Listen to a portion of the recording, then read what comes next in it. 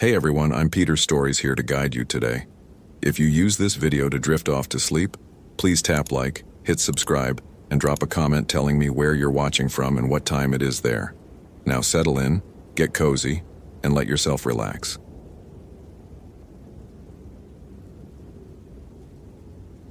Douglas Mackenzie stopped hiking because the trees were growing upside down. Not metaphorically, not as some trick of perspective. The pines ahead of him had their root systems reaching toward the sky like grasping fingers, their canopies buried in earth that couldn't possibly support them.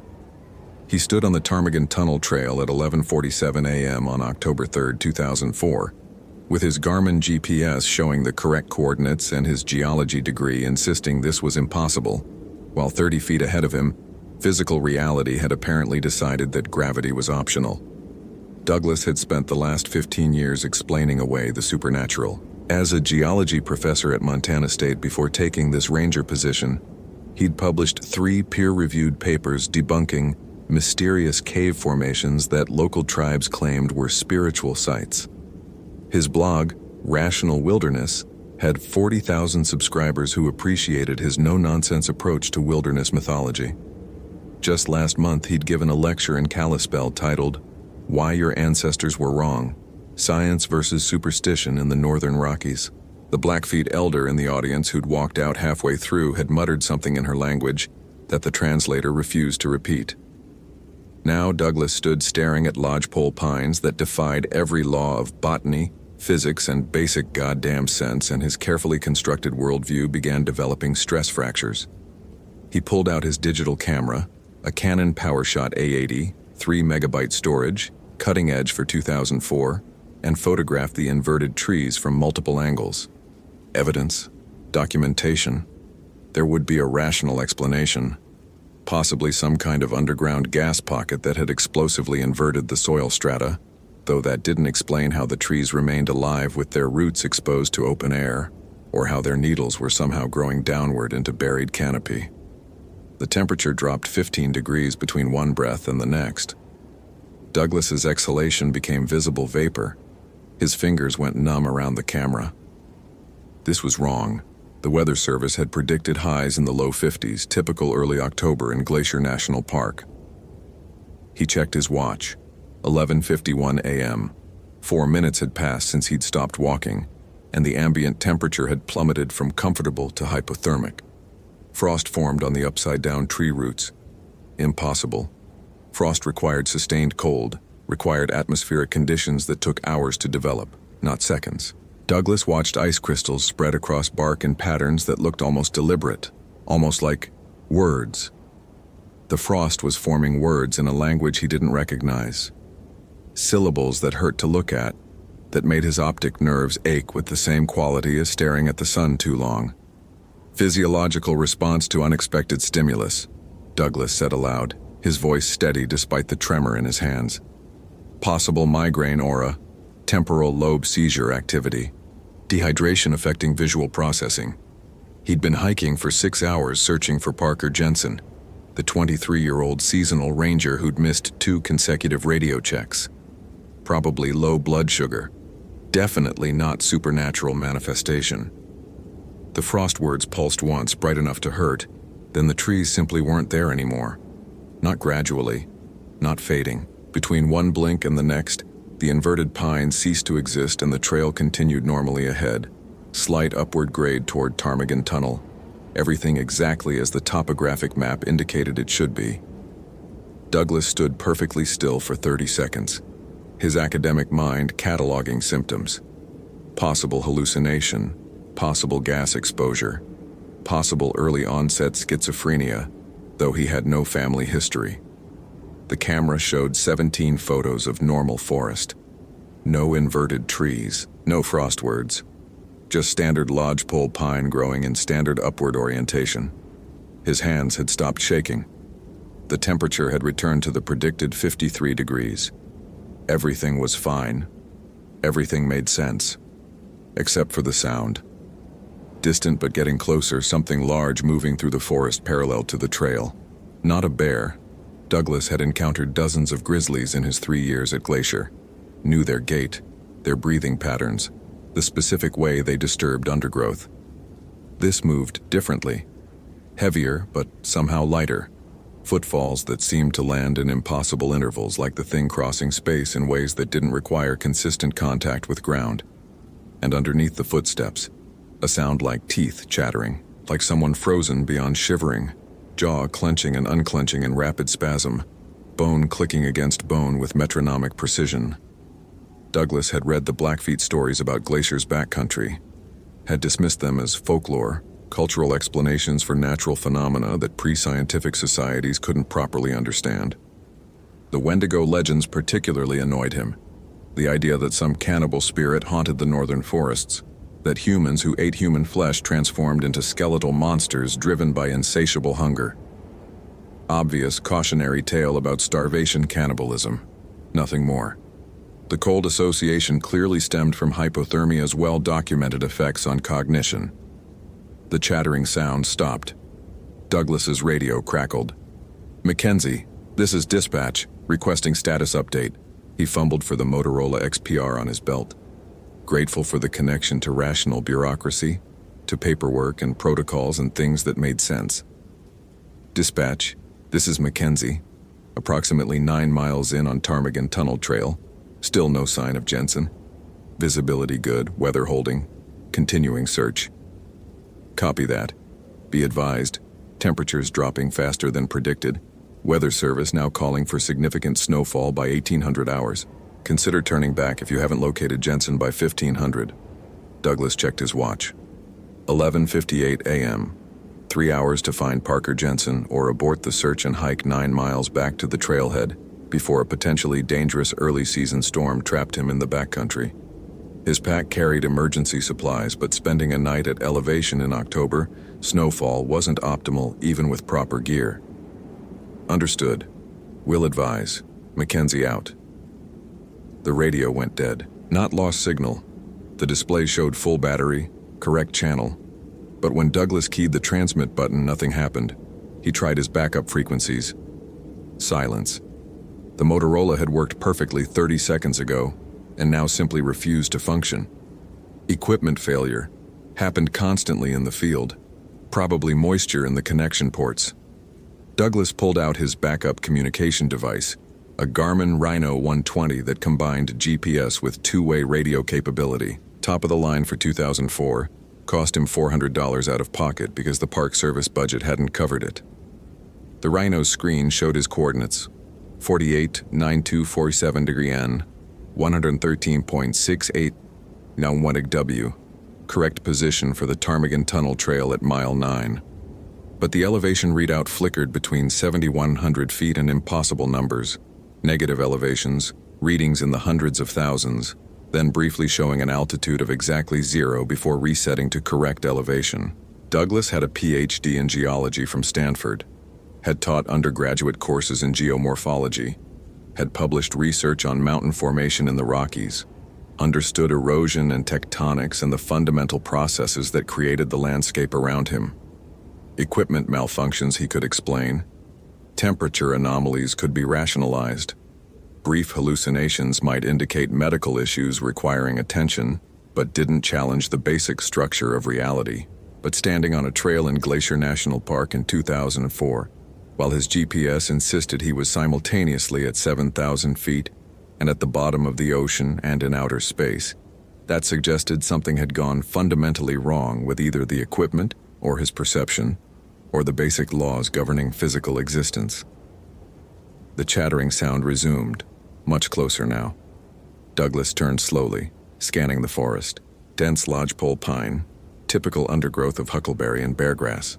Terrain consistent with USGS surveys and his own extensive field experience. Nothing out of place, nothing moving. Then he saw the prints. 10 feet from the trail, pressed deep into soft earth. Footprints that started as human and became something else mid-step. The first print showed a normal boot tread, size 11 or 12. The second print was bare, elongated, toes stretched to impossible length. The impression so deep it suggested something far heavier than human weight. The third print was larger still, the toes transforming into what looked like claws, each digit leaving a furrow 8 inches long. The fourth print was missing because whatever left the first 3 had apparently decided walking was optional and had simply stepped into the air and continued upward into the canopy. Douglas photographed the prints with hands that had started shaking again. The camera's digital display showed the images clearly, progression from human to inhuman, from natural to impossible, documented evidence that would survive his potentially deteriorating mental state. Except when he reviewed the photos, they showed normal forest floor. No prints. The memory card insisted it was empty, despite showing 17 previous images. Acute psychotic episode, Douglas said aloud, his voice steadier than he felt. Possible toxic exposure. Possible. He trailed off, because even as he spoke, his eyes tracked movement in the canopy. Something massive pulling itself between trees that shouldn't support its weight, branches bending and not breaking under what physics insisted should snap them like toothpicks. He ran. Not a conscious decision. His body simply took over, academic reasoning overridden by something older and less concerned with logical consistency. Douglas ran back down the trail, boots pounding earth that felt increasingly uncertain beneath him, the forest blurring into gray-green smears as his peripheral vision began stuttering like corrupted video. Behind him, ahead of him, above him, the chattering intensified until it became a chorus, dozens of jaws clenching in harmony, creating a rhythm his heartbeat tried to match. Douglas's lungs burned. The air tasted wrong, carried flavors of old ice and older hunger, something that had been cold so long it had forgotten what warmth meant. He burst into a clearing and stopped so abruptly he nearly fell. Parker Jensen stood in the center of the clearing, 23 years old, seasonal ranger, backcountry hiking enthusiast, amateur wildlife photographer. Douglas had met him twice during orientation, remembered a cheerful kid from Bozeman, excited about the position, talking enthusiastically about getting shots of mountain goats in the high country. The thing in the clearing wore Parker Jensen's uniform, but stood wrong, joints bending in sequences that suggested his skeleton had been disassembled and imperfectly reassembled with extra pieces. His head cocked at an angle that would have snapped a normal neck. His mouth hung open wider than human jaw structure allowed, and from that gaping mouth came the chattering, Parker's teeth clicking together so rapidly they blurred. Douglas Mackenzie. Parker's voice emerged underneath the chattering, both sounds occupying the same acoustic space impossibly. The scientist, the denier, the man who writes such confident words about things he cannot begin to comprehend. Douglas's training insisted he should be documenting this, recording observations, collecting data. Instead, he stood frozen while every rational framework he'd built his career on collapsed like a controlled demolition. Parker? His voice cracked. What happened to you?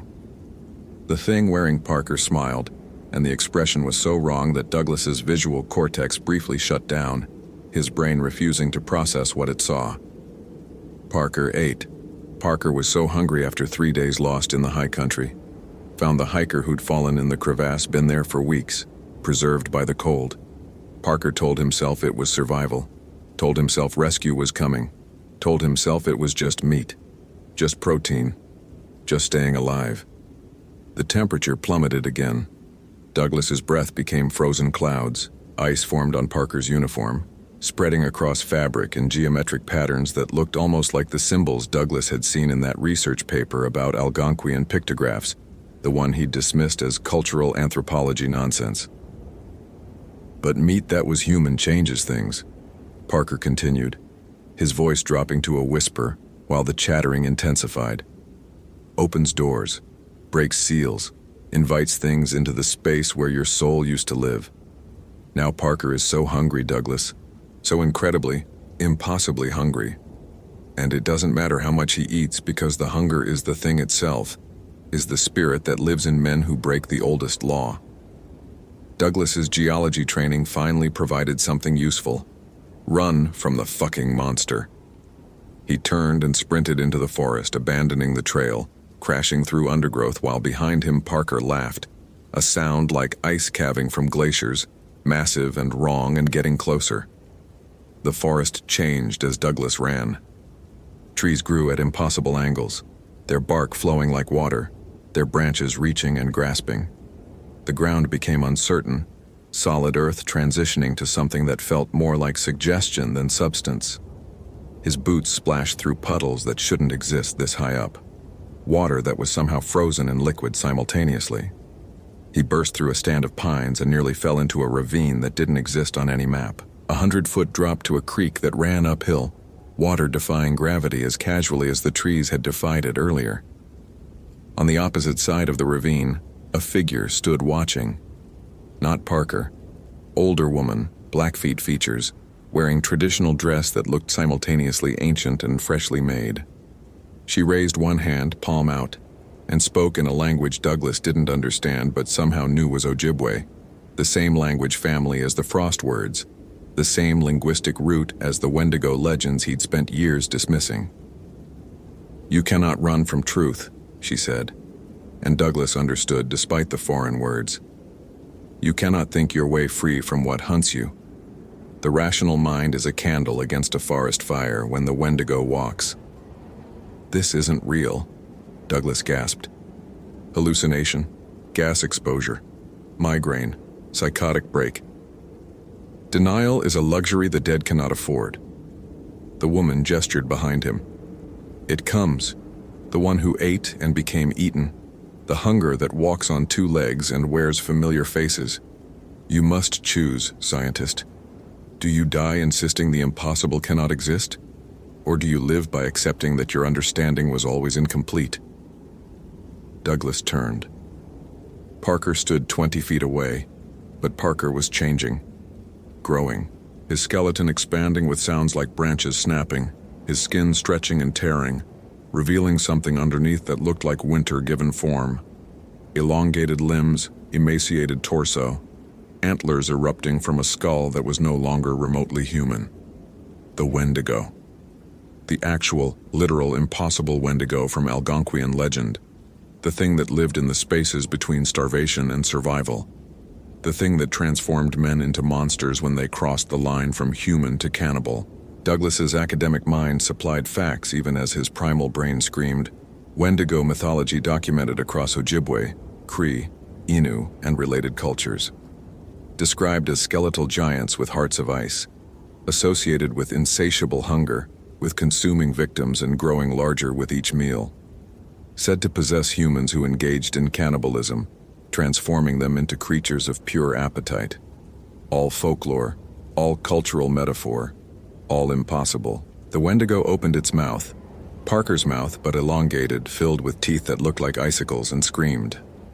The sound was hunger-given voice, was the cry of everything that had ever starved, was cold and want, and endless consumption compressed into acoustic form. Douglas fell to his knees, hands pressed to ears that couldn't block out the sound because it wasn't really sound. Was something that bypassed auditory processing and went straight to the hindbrain, straight to the parts that remembered being prey. The woman across the ravine spoke again, her voice somehow cutting through the Wendigo's scream. The spirit world bleeds through in the thin places. The boundary weakens when blood is shed, when taboos are broken, when the modern world forgets the old warnings. You stand in such a place, scientist. The park you think you know is built on land that remembers older laws. Will you learn? Or will you feed? The Wendigo lunged. Douglas rolled sideways, purely instinctive, and felt claws. Actual physical claws that couldn't exist but absolutely did. Rake across his pack, shredding nylon like tissue paper. His gear spilled across the ground. Sleeping bag, camp stove, first aid kit. Useless electronic devices that insisted reality was consistent and measurable. He scrambled to his feet and ran again. No destination, just movement, just the desperate animal drive to escape predation. The forest had become a nightmare landscape, trees growing in spirals, the ground rising and falling in waves like the earth was breathing. Above, the sky flickered between normal October overcast and something else. A darkness that looked less like nighttime and more like the absence of existence, like reality had simply stopped bothering to render that section of universe. Douglas burst through a stand of aspens and stopped. He was back at the clearing, same spot. But the Blackfeet woman now stood where Parker had been, And Parker, the thing that had been Parker, circled the clearing's perimeter with predatory patience. "Time is negotiable here," the woman said. "Space folds. The Wendigo exists partially outside your linear perception. You cannot outrun it because you're still thinking in terms of distance and duration. The spirit world has different rules." "Then what do I do?" Douglas was shaking, his entire body vibrating with adrenaline and terror and the cognitive dissonance of experiencing something that shouldn't exist. "How do I survive?" "Survive?" The woman's expression suggested the question revealed his fundamental misunderstanding. "This isn't about survival, Mackenzie. This is about whether you continue to die slowly, denying truth until it consumes you, or whether you accept what you've spent your life refusing to see." The Wendigo screamed again, and this time Douglas felt the sound physically, felt it trying to pull something out of him. His warmth, his life, the basic heat that separated living tissue from frozen meat. His fingers went numb. Ice formed on his eyelashes. The temperature was impossible, had to be -40 or colder, cold that should kill in minutes. "The Wendigo is hunger," the woman continued, "but also truth. It shows you what you really are beneath the comfortable lies. Parker Jensen broke a taboo and invited it in, but you invited it too, Mackenzie. Every time you dismissed the sacred as superstition, every time you reduced mystery to geology, every time you stood on native land and declared the ancestors were ignorant, you opened doors you didn't believe existed. I can't, this isn't." Douglas's vocabulary, his carefully constructed academic language, was failing. Words were inadequate. Rationality was inadequate. Everything he'd built his identity on was inadequate. The Wendigo moved closer. Douglas could see Parker still in there, could see the young man's face visible beneath the skeletal mask, his eyes wide and aware, and trapped inside the hunger that wore him like clothes. "Help me." Parker's voice emerged, thin and desperate beneath the chattering. "It's so cold, Douglas. I'm so hungry. It doesn't stop. The hunger doesn't stop. I ate my own fingers trying to make it stop, and they grew back, and I ate them again, and it just gets worse. Please, please kill me. Please end this." Douglas's hand moved to his bear spray, useless against a spirit, against something that existed partially outside physical reality. The Wendigo laughed, the sound like ice cracking, and lunged again. But this time Douglas didn't run. Some part of him, the part that still believed in cause and effect in measurable phenomena, in the scientific method, that part finally broke, shattered completely. And in the space where rational certainty had lived, something else emerged. Vision. Not hallucination. Vision. He saw the forest as it really was, as it had always been beneath the reassuring overlay of topographic maps and trail markers and National Park Service signage. Saw the thin places where the spirit world pressed against the physical. Saw the boundaries that weren't walls but membranes, permeable and shifting. Saw the Wendigo not as a creature but as a principle, a cosmic constant, the universe's response to the breaking of fundamental laws. And he saw himself. Saw Douglas Mackenzie as he truly was, not a scientist bringing light to superstitious darkness, but a man so terrified of the inexplicable that he'd built walls of equations and academic credentials to hide from anything that didn't fit his narrow comprehension. The vision expanded.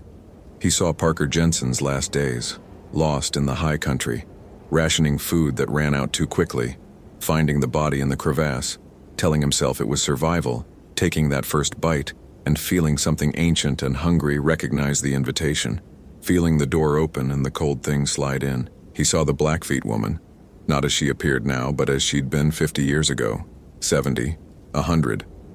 The same person watching the same thin places, keeping the same vigils, speaking the same warnings that men like Douglas Mackenzie never listened to.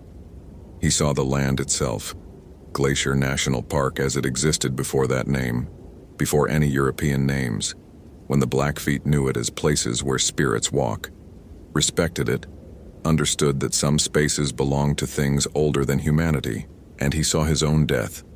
Not now, not here, but eventually, inevitable. the ego death required to accept that he'd been wrong about everything fundamental. Could see two paths: keep denying and let the Wendigo take him, transform him into another hunger spirit stalking these mountains, or accept the truth and become something different entirely. The vision ended with the woman's voice. Choose, Mackenzie. Die as you lived, insisting the impossible isn't real. Or humble yourself and live with the knowledge that you understand almost nothing about the world you walk through. Douglas looked at the Wendigo, at the thing wearing Parker Jensen like a coat. Looked at the woman who might be human, or might be something else using a human shape to communicate with someone still trapped in linear thinking. Looked at his hands, at the Garmin GPS that showed impossible elevations, at the camera full of photos that documented nothing, because reality didn't translate to digital format when you were standing in places where reality was optional. I was wrong, he said quietly. The words cost him everything: his career, his reputation, his carefully constructed identity as a man who knew things, who understood things, who could explain things. I was wrong about all of it. The Wendigo is real. The spirit world is real. The warnings were true, and I dismissed them because I was afraid of not understanding. The temperature rose 30 degrees in a single heartbeat. The Wendigo stopped moving. Parker's face became more visible beneath the skeletal mask, his expression confused like someone waking from a nightmare. Acceptance opens different doors, the woman said. Humility creates space for new understanding. You cannot unknow what you've seen, Mackenzie, but you can choose what you do with that knowledge. Douglas stood on shaking legs. Parker, can he be saved? He ate human flesh, broke the deepest taboo. The Wendigo won't release him completely, but with help, with proper ceremony, with understanding that some wounds require spiritual medicine rather than physical, perhaps he can be bound, contained, prevented from spreading. How? The woman smiled. By admitting you need help, by asking for it, by setting aside the arrogance that insisted you knew better than thousands of years of accumulated wisdom. Douglas pulled out his radio. Still dead. The GPS still showed impossible readings. His camera still contained no evidence. But the woman was right. He needed help beyond anything his Park Service training provided. I need help, he said aloud. I don't know what I'm doing. I don't understand what's happening. I need someone who knows how to deal with this. The woman nodded. First truth you've spoken in years. Come. We bind the hunger spirit before it spreads. You watch. You learn. You begin to understand that the world is larger and stranger than your textbooks admitted. She turned and walked into the forest. Douglas followed, leaving his ruined pack behind, leaving his equipment and his certainty and his comfortable denials. Behind them, the Wendigo, the thing that had been Parker Jensen, made a sound that might have been relief or might have been grief. It followed too, bound now by something Douglas didn't understand but could feel, could sense the way animals sense approaching storms. They walked for hours, though Douglas's watch insisted only minutes had passed. The forest changed with each step, becoming more itself, more wild, more true. He saw things moving between the trees that might have been animals, or might have been spirits, or might have been both simultaneously, saw patterns in the bark that resolved into faces when viewed from the right angle, heard whispers in Ojibwe, in Cree, in languages that predated language. They reached a clearing Douglas recognized from his maps, Helen Lake, elevation 7,100 feet. But the lake he saw didn't match the topographic surveys. This lake was older, deeper, its surface reflecting not the sky above but something else, somewhere else. The woman began to speak in Ojibwe, her voice creating harmonics that suggested multiple people speaking in unison. She moved through the clearing in patterns that looked like dance but felt like mathematics, like she was solving an equation in three-dimensional space. The Wendigo followed her movements, the thing that wore Parker responding to rhythms older than written history.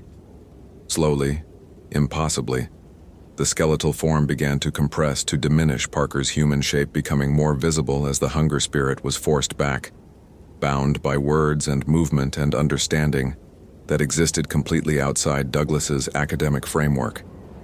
It took 3 hours. Might have taken 3 minutes.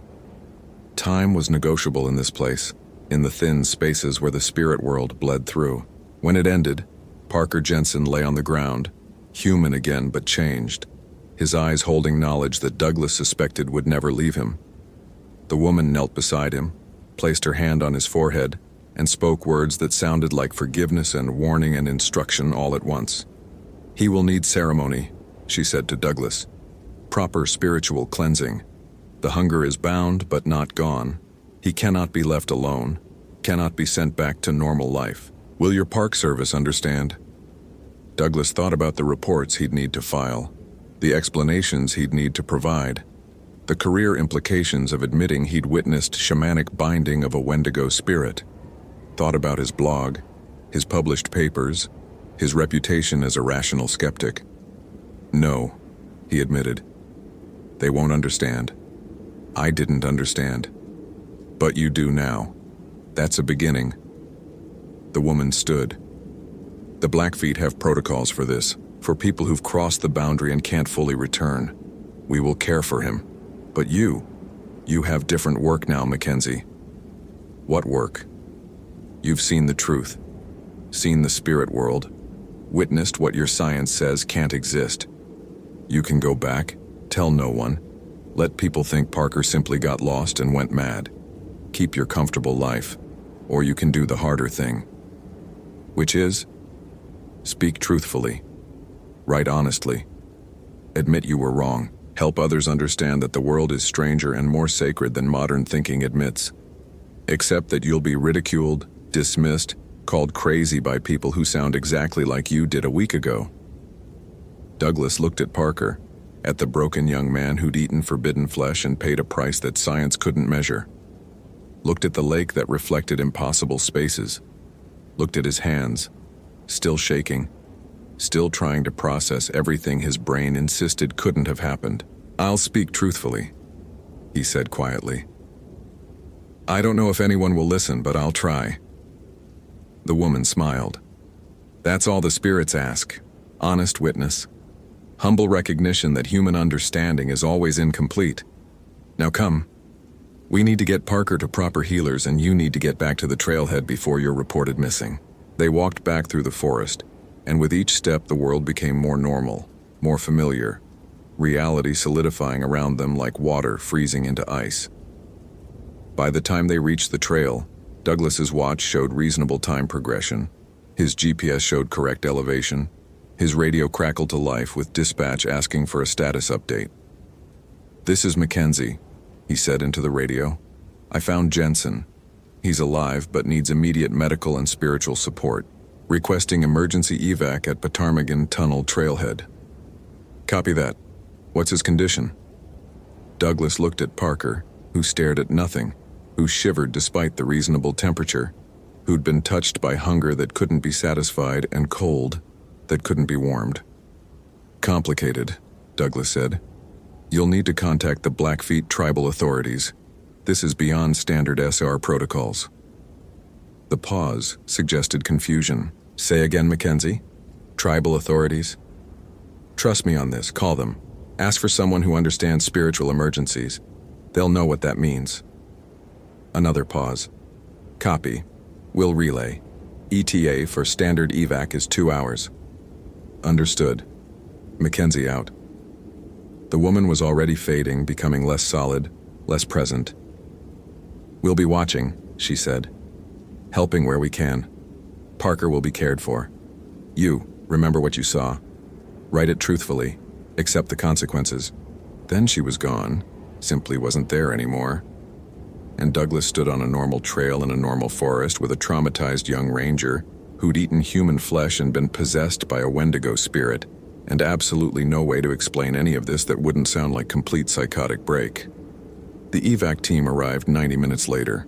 They stabilized Parker, asked questions Douglas couldn't answer, made worried notes about potential psychiatric issues. The Blackfeet authorities showed up 30 minutes after that. A healer and 2 men who took one look at Parker and nodded like they'd seen this before, like they knew exactly what had happened. They took Parker away in their vehicle, not the hospital ambulance, and the lead paramedic looked confused but didn't argue. Douglas suspected strings had been pulled, calls had been made, old agreements between the Park Service and the tribal authorities had been invoked. He hiked out alone as sunset painted the mountains gold and purple. His camera held no evidence. His GPS showed normal data. His radio functioned perfectly. Everything suggested nothing impossible had occurred.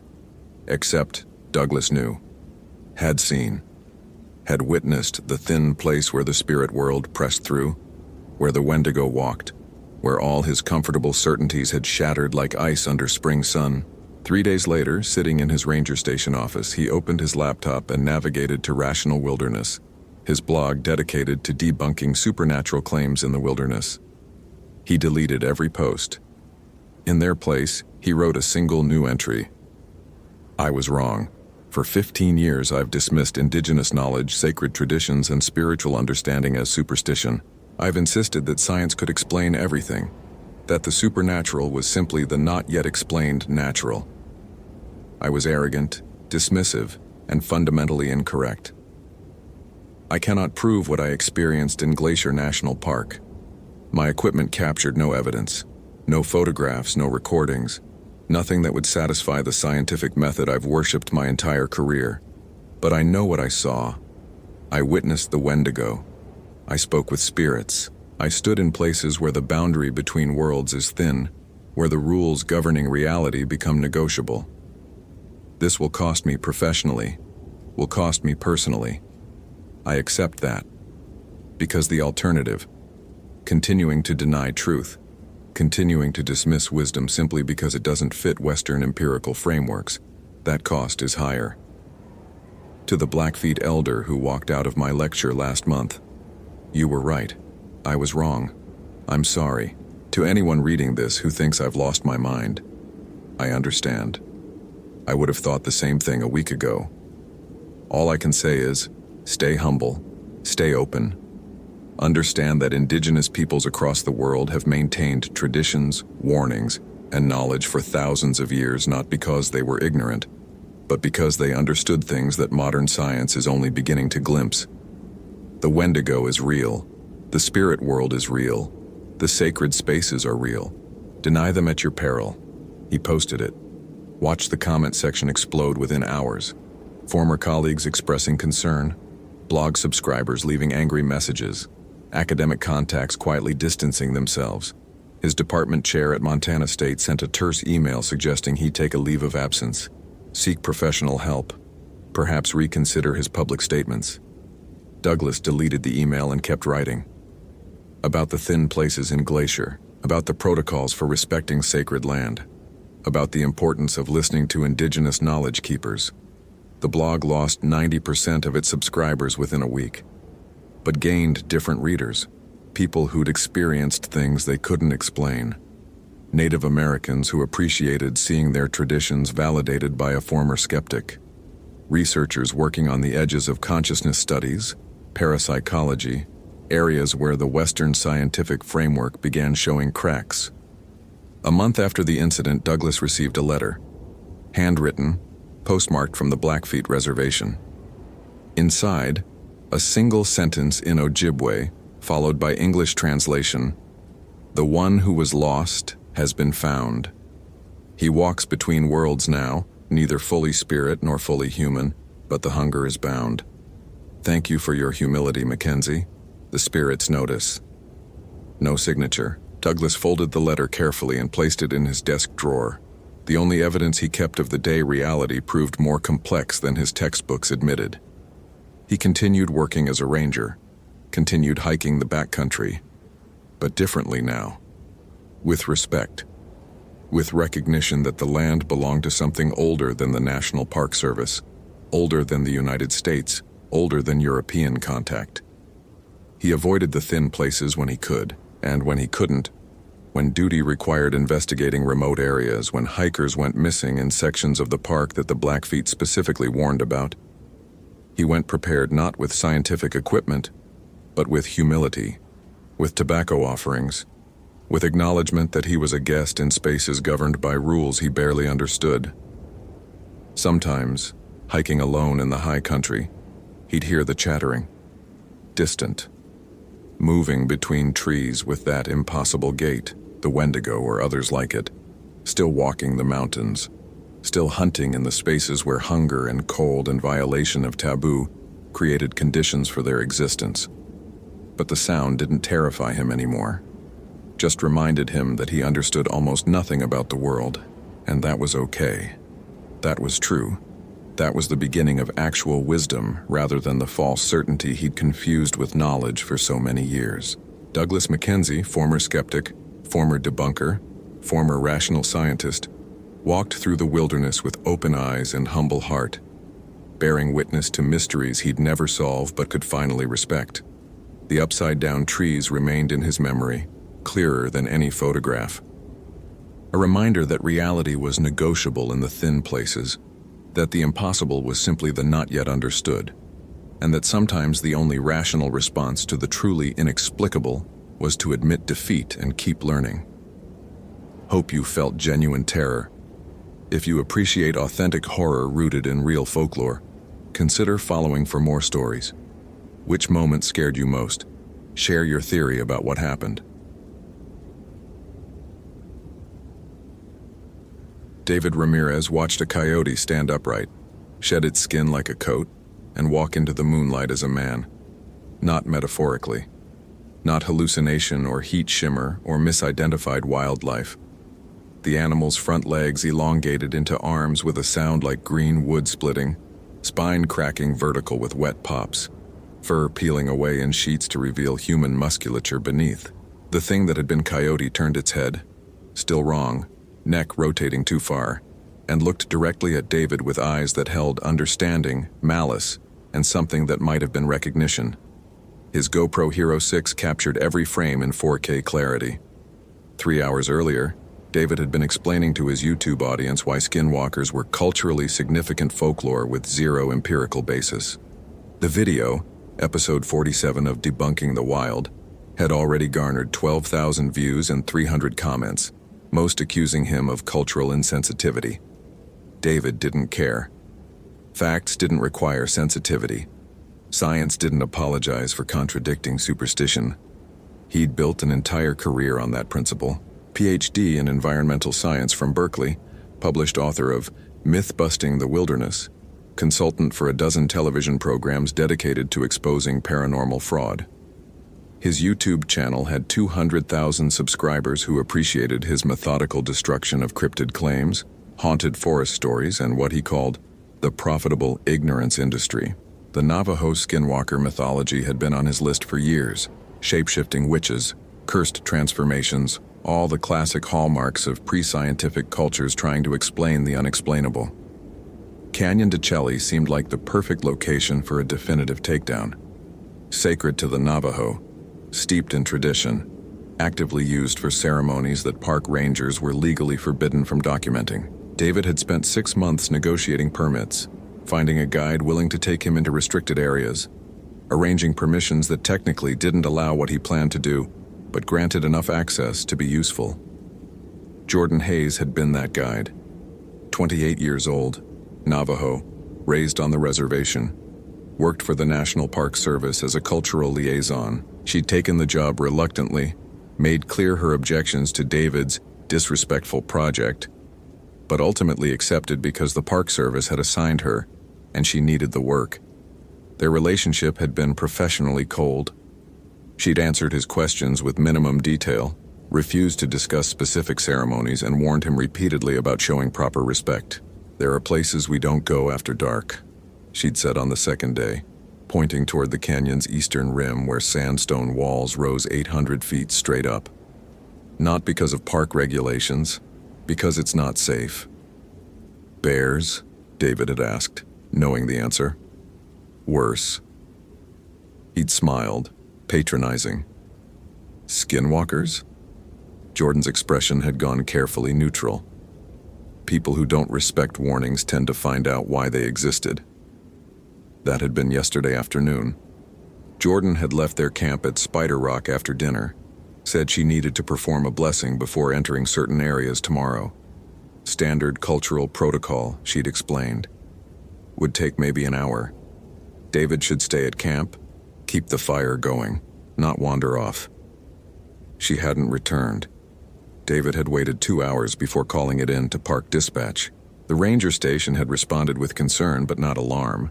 Guides sometimes extended ceremonies if the spiritual work required it, sometimes stayed overnight at sacred sites to complete protocols. Give it until morning. If she wasn't back by dawn, they'd initiate search procedures. David had given it until 2 a.m. before his academic ego overruled his common sense. Jordan clearly didn't want him documenting wherever she'd gone, which meant it was probably exactly the kind of authentic ritual site his viewers would love to see debunked. He'd equipped himself with the essentials. Garmin InReach Explorer Plus clipped to his belt, GoPro Hero 6 mounted to his chest harness, iPhone X at 90% battery, Petzl headlamp, and the kind of confidence that came from never encountering anything science couldn't explain. The tracking had been easy. Jordan's footprints in October sand led northeast, away from the established trails, toward the canyon section marked on his maps as culturally sensitive, access restricted. Perfect. David had filmed the entire hike, narrating for his audience about pursuing authentic documentation despite local resistance to scientific inquiry. He'd found Jordan's backpack first, abandoned beside a seep spring, contents scattered like she'd left in a hurry, radio still inside which violated every safety protocol, her GPS unit showing low battery, and carved into the sandstone beside the spring, symbols that David photographed extensively, probably modern graffiti styled to look ancient, he'd theorized to the camera, easy to fake for tourists or, more cynically, to maintain mystique around restricted areas. The coyote had appeared 10 minutes later. David had noticed it watching from a rock outcrop, eyes reflecting his headlamp with that characteristic green shine. Nothing unusual. Coyotes were common in the canyon, especially near water sources. He'd filmed it, zoomed in, started explaining coyote behavior patterns and why primitive cultures might misattribute human characteristics to canid behavior. Then it had stood up. The video showed everything. David had watched it 3 times already, hands shaking, and the footage didn't lie. Couldn't lie. 4K resolution, 60 frames per second, image stabilization compensating for his trembling. The transformation took 18 seconds from first movement to complete human form. The abandoned skin lay on the rock like shed clothes, fur matted and empty. The figure, impossible to call it human despite the shape, descended from the outcrop with movements that suggested recent acquisition of bipedal locomotion, like someone remembering how legs worked. It wore Jordan's face, not perfectly. The proportions were subtly wrong, eyes spaced slightly too far apart, mouth a fraction too wide, but recognizably her features, her build, her hair. It even wore approximations of her clothing, though David's scientific mind couldn't begin to explain how transformation included garment synthesis. Dr. Ramirez, it said. Jordan's voice, but with harmonics underneath, multiple vocal cords producing slightly different frequencies that created a nauseating vibrato. You wanted documentation, are you documenting? David's mouth had gone dry. His hand found the InReach's SOS button, muscle memory from safety training. Press and hold for 3 seconds to activate emergency satellite beacon. Rangers would come. Help would come. This was explainable, had to be explainable. Some kind of elaborate hoax or neurological episode or... The thing wearing Jordan's face moved faster than his eyes could track. One moment 20 feet away, the next directly in front of him, close enough that he could smell something like wet dog mixed with copper. Its hand, too many knuckles, fingers bending backward, closed around his wrist. No calling, it said. Not yet. First you learn, then you become. David tried to pull away. The grip was absolute, crushing. Bones ground together. His academic brain cataloged the impossibility even through pain. Human grip strength averaged 70-90 psi. This felt like industrial machinery. The thing's other hand reached up, touched his forehead with one elongated finger, and David's world inverted. He was standing on the rock outcrop looking down at himself. No, he was the coyote, brain somehow transplanted into canid neural architecture, experiencing reality through different sensory hierarchies. Smell dominated everything. 1,000 scents painting the canyon in olfactory detail his human consciousness couldn't properly interpret. He tried to scream and produced a yip, tried to run and felt 4 legs responding to instincts he didn't possess. Then he was back in his body, gasping, the thing's hand still touching his forehead. "You understand now," it said, not a question. "Perspective is gift. Flesh is negotiable. Your science has no words for what we are." It released him. David collapsed, GoPro still recording, mind fragmenting, trying to reconcile what he'd experienced. Hallucination? Had to be. Drugged water supply. Jordan dosing him with something hallucinogenic to teach him a lesson about respecting Navajo culture. Except the video would show objective reality when he reviewed it later, would prove whether this was internal or external, subjective or real. The thing smiled with Jordan's mouth. "Real Dr. Ramirez is still alive. For now, she watches from where we put her, conscious, aware, unable to stop us wearing her shape. Would you like to know how that feels? To be passenger in your own flesh?" "This isn't possible," David heard himself say. Academic reflex, clinging to framework. Shape-shifting violates conservation of mass. Energy requirements would be, your physics is description, not prescription. Universe doesn't care about your equations. We existed before your words for us. We'll exist after. The thing tilted its head, still wrong, neck rotating 30 degrees past human range. "You came seeking to debunk. Instead, you'll demonstrate. Your audience will learn truth." It reached for him again. David ran. Pure survival instinct overriding intellect, legs pumping before conscious decision. The canyon at night was maze of shadows and sandstone, his headlamp beam bouncing wildly. Behind him, sounds of pursuit. Not human footsteps, but something that started bipedal and transitioned mid-stride into 4-legged gallop. Coyote again, or something between, hunting with predator efficiency. His in-reach had GPS tracking active. Breadcrumb trail back to camp, clearly marked. David followed it blindly, breath burning in his throat. Altitude and adrenaline combining into physiological emergency. The Garmin showed 0.8 miles to camp. Achievable. Had to be achievable. Something hit him from the side with force that should have shattered ribs. David went down hard, skidded across sand and rock, felt skin tear away from his left arm. The thing landed on his chest, crushing weight, and he was looking up into his own face. Not Jordan's face now. His. Perfect replication down to the 3-day stubble and the scar above his left eyebrow from a childhood bicycle accident. The thing wearing his face grinned with his mouth. "Better fit," it said in his voice. "Your shape has power, your authority, your audience." It leaned closer, breath smelling like rotted meat. "We'll use it well." David felt pressure against his consciousness, like someone pushing into a space meant for one. The thing wasn't wearing him yet. It wore his face over its own wrongness, but he could feel intention, preparation, the spiritual equivalent of measuring for clothes. His mind recoiled, pulling inward, and for a moment he felt Jordan's presence. Another consciousness trapped somewhere in the dark, screaming without voice. Then the pressure released. The thing stood, still wearing David's face but body language alien, predatory. "Not ready yet. Need proper ceremony, proper transfer. You'll participate." It gestured toward the canyon rim. "Walk. We'll show you the place." David didn't move. Couldn't. Fear had locked his muscles, academic framework completely shattered. Everything he'd built his career on, material realism, empirical methodology, scientific naturalism, lay in ruins.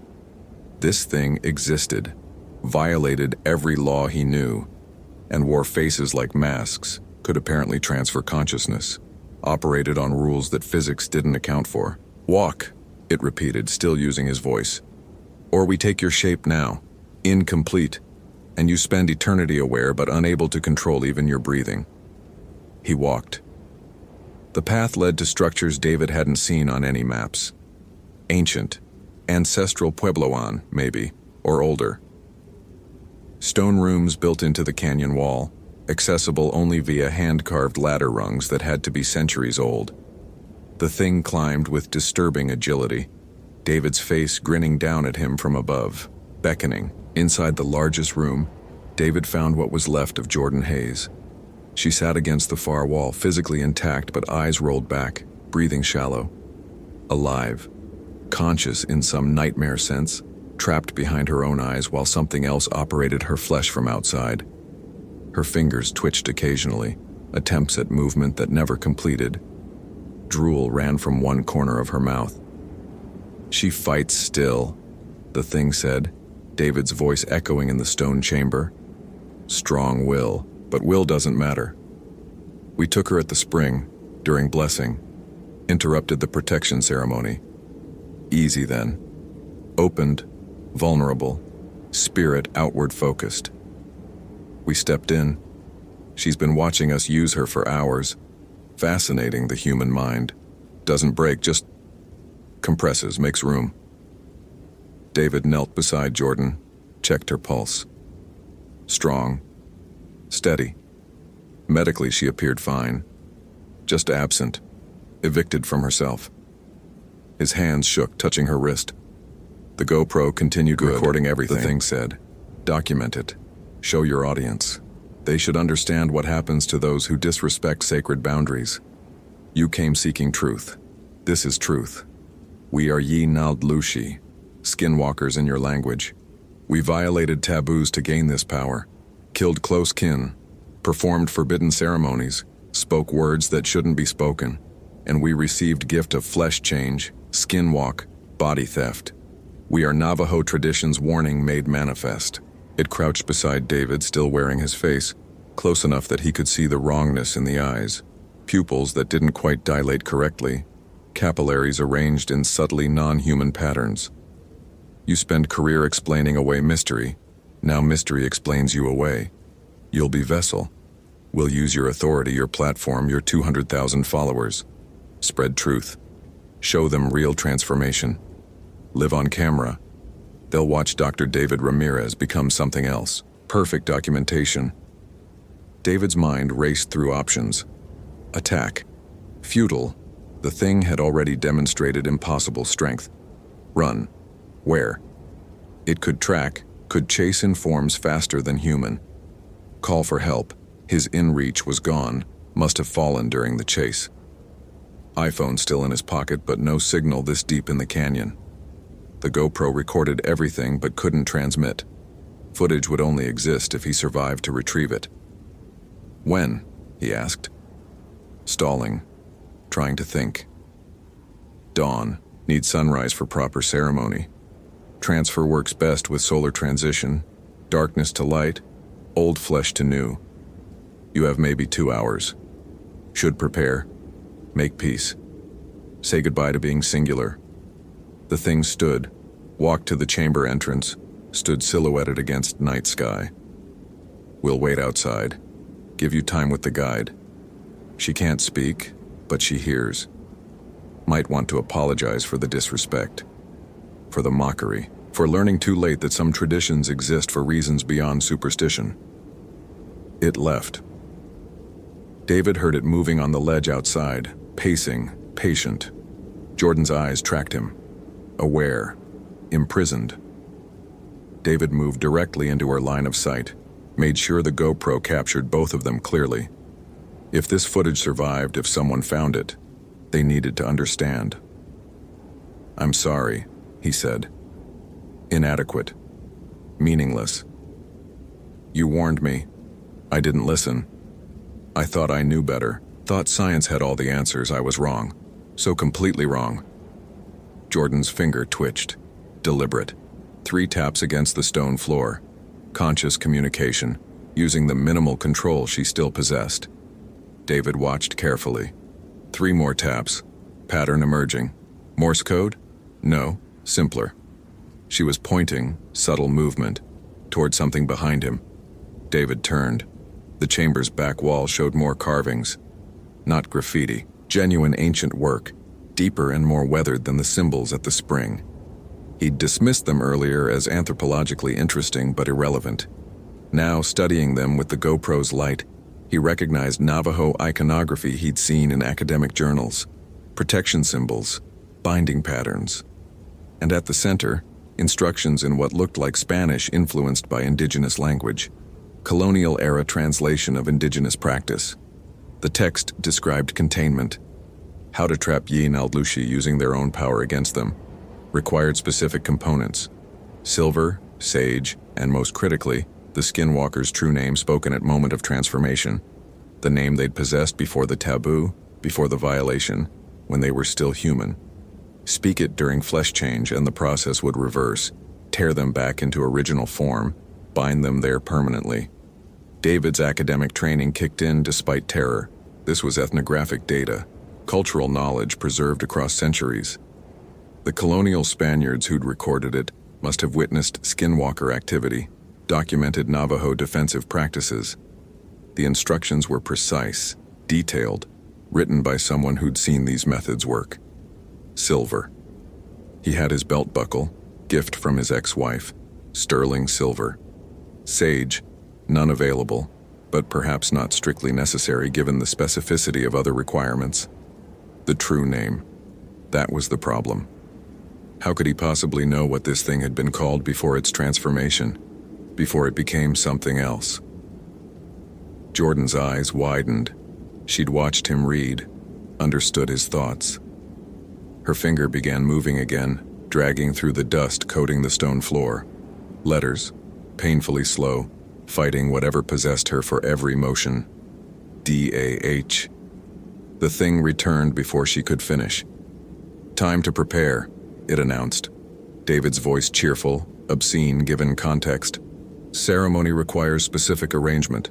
You'll kneel here. We'll stand behind. At sunrise we speak words, perform transfer. Your consciousness goes into darkness. Ours takes your flesh. Simple, elegant.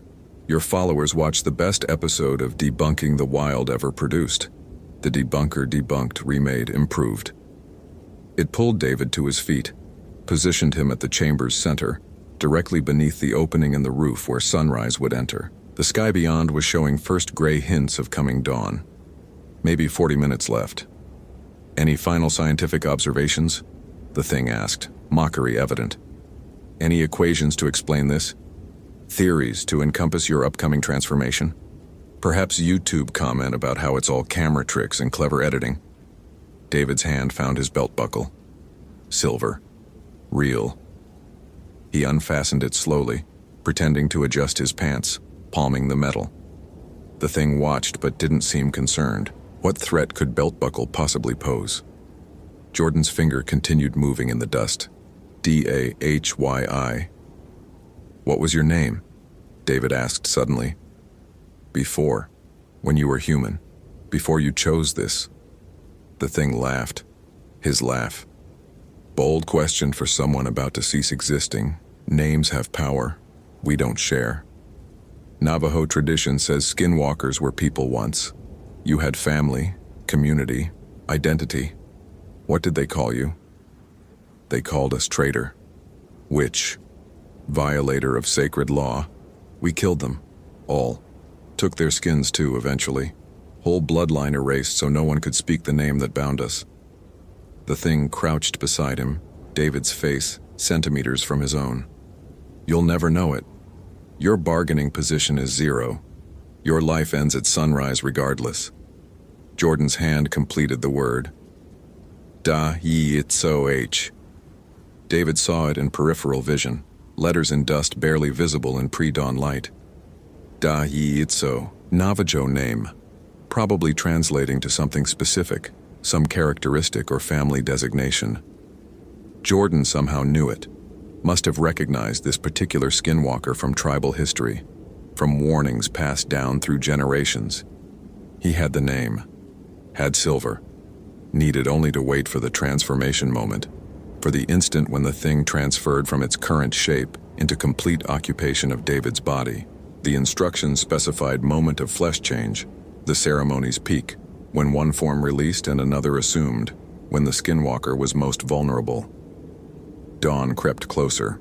The thing began positioning itself behind David, hands on his shoulders, chanting in language David didn't recognize. Navajo words corrupted, twisted, used for purposes opposite their original intent. He could feel the pressure again, consciousness invasion beginning, probing at the edges of his mind seeking entry points. The silver belt buckle pressed against his palm. David closed his eyes, trying to center himself, maintain identity boundaries against the incoming tide. The thing's chanting intensified. Sunrise touched the chamber's eastern edge. David felt himself beginning to compress. Jordan had been right. The mind didn't break. It made room, consciousness squeezing into smaller and smaller space as something vast and alien pushed inward. He could feel the thing's memories bleeding in. Centuries of wearing different skins. Hunting, killing, the sensation of flesh reshaping itself according to will. Horror and violation and... He spoke the name. Dahitso. The chanting stopped. Pressure halted. David opened his eyes. The thing stood frozen behind him, hands still on his shoulders but grip loosening. He twisted, drove the silver belt buckle upward, caught the thing in the solar plexus. Not a killing blow. Didn't need to be. The silver made contact during interrupted transformation, name spoken at the moment of vulnerability. The thing's face, David's face, began melting. Not metaphor. Actual liquefaction. Flesh running like wax, revealing something underneath that hurt to look at directly. The features twisted, inverted, reformed into something that might have been human once, decades or centuries ago, before the taboos and ceremonies and violations.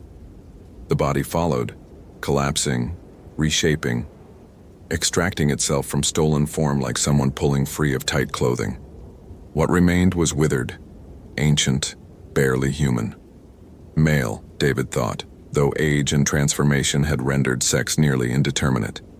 Navajo features visible beneath the corruption, and in its eyes, no longer wrong, no longer alien, pure human terror, trapped, bound, reduced to original flesh that could no longer change, no longer escape.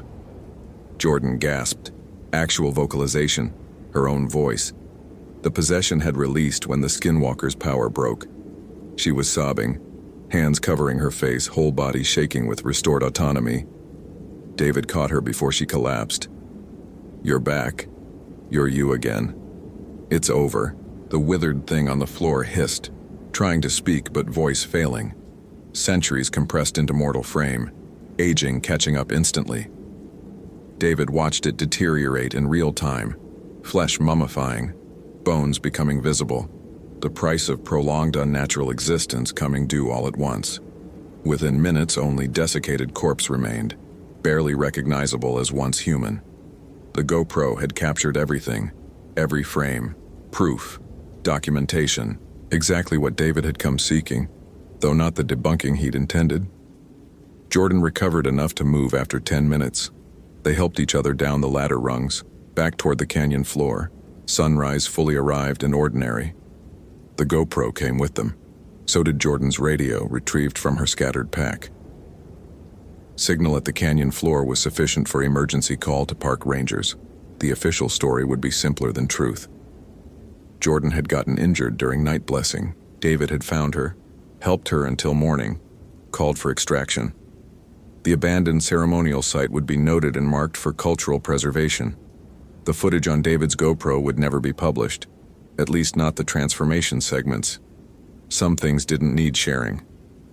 David kept watching the video, though. Private viewing, trying to process what he'd witnessed. The thing wearing his face, Jordan trapped behind her own eyes, the moment of transformation and binding. His academic framework hadn't just failed, it had been revealed as fundamentally incomplete. The universe was stranger than his equations allowed. He never posted another Debunking the Wild episode. The YouTube channel went dark without explanation. 200,000 subscribers waited for content that would never come. His book publisher kept calling about the follow-up to Myth-Busting the Wilderness. David let calls go to voicemail. Jordan returned to work after 2 weeks medical leave, officially recovering from dehydration and exposure. She avoided David when their paths crossed at the park. Didn't blame him exactly. but couldn't look at him without remembering what it felt like to be passenger in her own flesh. Some violations left marks invisible to medical examination. David stayed in Arizona. Couldn't say why. Should have left, gone back to Berkeley, resumed the academic career that was now effectively over. Instead, he rented a house on the reservation border, started learning Navajo language from online resources, reading anthropological accounts he'd previously dismissed as contaminated by cultural bias. The GoPro footage stayed on his laptop, encrypted, password protected. Sometimes late at night he'd watch the transformation segments again, studying the moment when Coyote became man, when impossibility became documented reality. His scientific training insisted on analysis, on understanding, but some phenomena existed beyond measurement, beyond equations that could contain them. 6 months after the incident, David received a package at his Arizona address. No return label. Inside, a single item. The belt buckle, sterling silver, tarnished black around the edges where it had touched the Skinwalker's flesh during binding. He'd left it in the chamber that morning, hadn't thought to retrieve it. Accompanying note, handwritten in neat script. Some disrespect can be forgiven. Some lessons have value. Wear this. Remember what you learned. Jordan. David wore it daily. Reminder and protection both. The Navajo he'd met around town noticed, recognized the significance. A belt buckle that had bound Yinaldlushi carried power, warded against certain dangers. People started treating him differently. Not friendly exactly, but respectful. The academic who'd learned humility the hard way. The skeptic who'd encountered proof and had the wisdom to stop publicizing things better left unknown. He thought about Jordan often, about those hours she'd spent imprisoned in her own body, aware but powerless, watching the Skinwalker use her face and voice, about the compressed consciousness, the making room, the violation of self that medical science had no vocabulary for. Some traumas didn't show on CT scans, didn't respond to pharmacology. The GoPro sat in his desk drawer, turned off, dead battery. David never charged it again. The footage existed, irrefutable documentation of supernatural transformation, shape-shifting, possession. Everything his career had been built on denying. He could release it, prove he'd been right to change position, force the scientific community to acknowledge phenomena outside their paradigm. He didn't. Some knowledge wasn't meant for mass distribution. Some truths caused more damage than ignorance. The Navajo had kept Skinwalker knowledge carefully contained for centuries, speaking of it only in warnings, only to those who needed to understand boundaries. David had violated those boundaries through arrogance and intellectual pride. Publishing footage would be repeating the same violation at larger scale. Instead, he wrote, private journals, not for publication. Documentation for himself. Attempts to reconcile scientific training with experienced reality. The equations still worked for what they'd always described: material interactions, energy exchanges, conservation laws. But they were incomplete. Left out consciousness, spirit, the malleable nature of identity and flesh under certain conditions. Jordan called once 3 months after the package. Brief conversation, mostly awkward silence. She asked what he'd done with the footage. David told her it was encrypted, private, wouldn't be shared. She said thank you, hung up. He never heard from her again, but sometimes saw her in the distance when visiting Canyon de Chelly as regular tourist, respecting boundaries, never entering restricted areas. His YouTube channel's comment section filled with speculation. Where was Dr. Ramirez? What happened to him? Some conspiracy theories emerged. Government suppression. He'd encountered real phenomenon and been silenced. He'd been replaced by men in black. Others assumed simpler explanations. Burnout, personal crisis, fraud exposure. All wrong, all right. David Ramirez, who'd climbed that ladder into the ceremonial chamber, was gone, replaced by someone who'd learned the wrong lesson at exactly the right time. Not replaced by Skinwalker, but transformed nonetheless. From arrogant skeptic to chastened witness, from debunker to believer in boundaries, from someone who thought science held all answers to someone who understood questions mattered more than solutions. He still watched the transformation sometimes. Late nights alone, the video that proved everything and meant nothing. The coyote standing upright, flesh peeling away. Jordan's face worn like mask, his own face reflected back with wrong eyes. The moment he'd witnessed impossible and survived only through knowledge he'd previously mocked. The silver belt buckle grew heavier with time, or perhaps he simply became more aware of its weight, reminder and protection, proof and warning. Some nights he'd touch it, remember the feel of driving it into the Skinwalker's chest, speaking the name that bound and broke. Remember Jordan's eyes, trapped behind her own face, aware and helpless. Remember that science described one kind of reality but not all reality, that equations were tools not totality, that indigenous knowledge preserved across centuries carried weight earned through terrible experience. The canyon remained. The sacred sites endured. The boundaries stayed marked for those willing to see them, and David Ramirez wore his silver buckle, carried his encrypted footage, and understood that some debunking proved only the debunker's ignorance, that some mysteries preserved civilization rather than challenged it, that respect for tradition wasn't about belief but about recognizing that ancestors learned through suffering what shouldn't be relearned through arrogance. The GoPro stayed in the drawer. The YouTube channel stayed dark. The 200,000 subscribers eventually stopped waiting. And somewhere in Canyon de Chelly, in places marked culturally sensitive, in rooms carved into sandstone walls, the protective symbols kept watching, kept warning, kept marking boundaries between what should be known and what was better left mysterious. David had come seeking to debunk. Instead, he documented his own transformation, not into Skinwalker but into something rarer, a scientist who'd encountered the limits of science and had wisdom enough to stop pushing. The belt buckle remained, the memory remained, the footage remained, and some nights David could still feel it, that pressure against consciousness, that sensation of something vast trying to push inward, making room where room shouldn't exist. Jordan lived with it constantly, he knew. The ghost of possession, the memory of being passenger. He'd gotten off easy, kept his flesh, kept his self, learned without losing everything. Jordan had paid the real price, and the withered thing that had been Daiitso had paid most of all. Centuries of stolen life compressed into mortal aging in minutes, power stripped, bound to dying flesh it could no longer escape. The GoPro captured it all. Truth in 4K resolution. Evidence that would convince no one, because convincing wasn't the point. Understanding was the point. Respect was the point. Knowing when to stop was the point. David Ramirez learned those lessons in a stone chamber in Canyon de Chelly. Learned them with sterling silver and a Skinwalker's true name. Learned them watching his own face worn wrong by something that shouldn't exist but did. The footage stayed encrypted. The channel stayed dark. The belt buckle stayed heavy.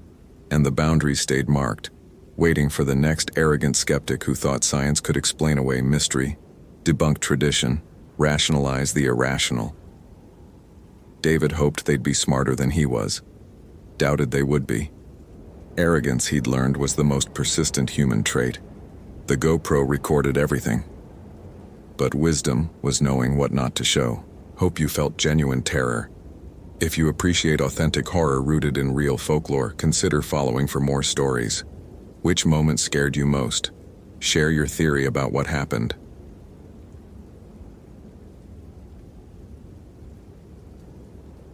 Gregory Hansen had stopped writing the blog post mid-sentence, his fingers frozen above his laptop keyboard, because the tree outside his ranger station window was growing.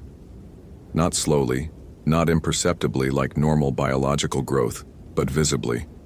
The lodgepole pine's trunk expanding, bark splitting, branches extending upward 6 inches, then a foot, then 2 feet in the span of 30 seconds. He watched the impossible growth accelerate until the tree was 20 feet taller than it had been when he'd started typing, its new branches reaching toward his window like grasping fingers. Then it stopped, perfectly still, as if it had always been that height. Hansen's laptop screen still showed his half-finished article, debunking the Wendigo myth, why Algonquian horror stories are just starvation hallucinations. He blinked hard, rubbed his eyes, looked again. The tree remained impossibly tall, its shadow now stretching across the entire parking lot where moments ago it had barely reached the first parking space. Hansen stood from his desk, moved to the window, pressed his face close to the glass. The bark showed fresh growth rings exposed where it had split during expansion, sap still oozing from the cracks. This wasn't a hallucination. This wasn't a trick of perspective or fatigue-induced misperception. He'd just watched a tree grow 20 feet in less than a minute. Hansen grabbed his Nikon D90, rushed outside into the late June afternoon. The Montana sun blazed overhead, temperature pushing 80 degrees, but when he stepped into the tree's new shadow, the temperature dropped 40 degrees in an instant. His breath misted. Frost formed on the ranger station's siding where the shadow touched it. He photographed the tree from multiple angles, hands shaking slightly. Not from fear, he told himself, but from excitement. This was documentation of an anomaly, a natural phenomenon science hadn't yet explained. There would be a rational explanation. There always was. The Garmin GPS map 60 CSX on his belt showed the time as 3:47 p.m., elevation 3,458 feet, coordinates 48.6951 degree N, 113.8168 degree W, the ranger station at the Avalanche Creek trailhead in Glacier National Park.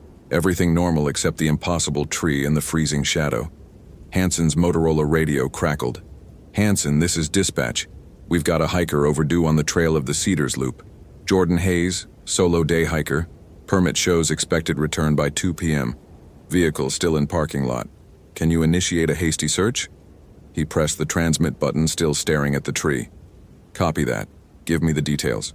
The dispatcher, a veteran named Rodriguez, provided the information.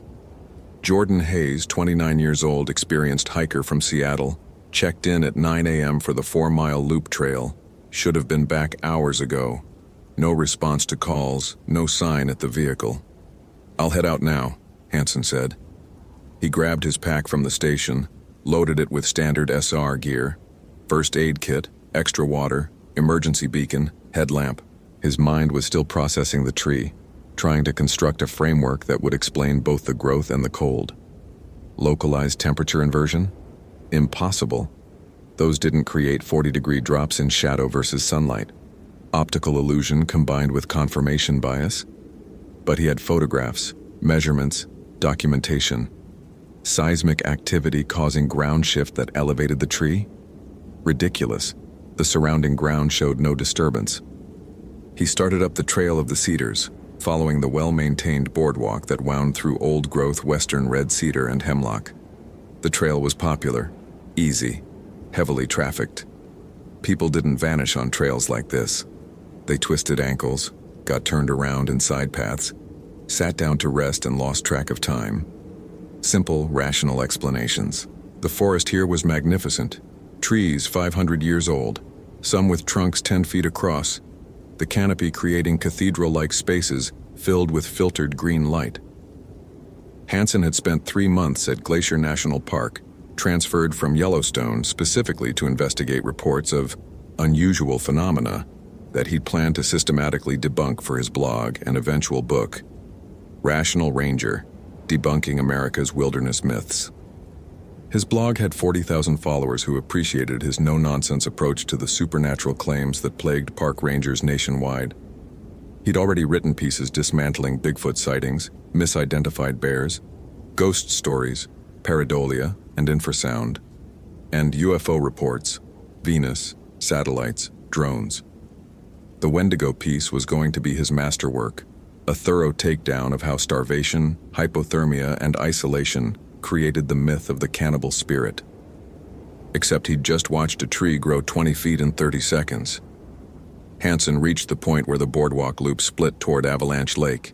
He called Hayes' name, listening for response. Nothing but wind through cedars and the distant rush of Avalanche Creek. He checked his GPS. The loop was only 4 miles. Hayes should have completed it hours ago, even walking slowly. He continued searching, finding nothing unusual until he reached the far side of the loop, where the maintained trail passed close to a drainage ravine. There, on the boardwalk, he found Jordan Hayes' day pack. Hansen photographed it in place before examining it. Quality Osprey pack, waist straps unbuckled as if it had been set down deliberately rather than dropped. Inside, water bottle half full, trail mix, first aid kit, wallet with Hayes' ID and credit cards, cell phone at 47% battery. Everything you'd expect from an experienced day hiker, everything except the hiker. He keyed his radio. Dispatch, I found Hayes' pack on the Trail of the Cedars, approximately 2.3 miles from trailhead. No sign of Hayes. Pack appears to have been set down intentionally, initiating expanded search. Copy, Rodriguez said.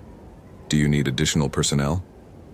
Hansen looked at the forest surrounding the trail, thick undergrowth, deadfall, the ravine dropping away steeply to the creek below.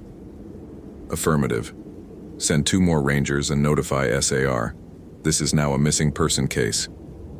He secured the pack, marked the location with flagging tape, and began a careful search pattern radiating from the discovery point. The rational part of his brain, the PhD in ecology, the published researcher, cataloged possibilities.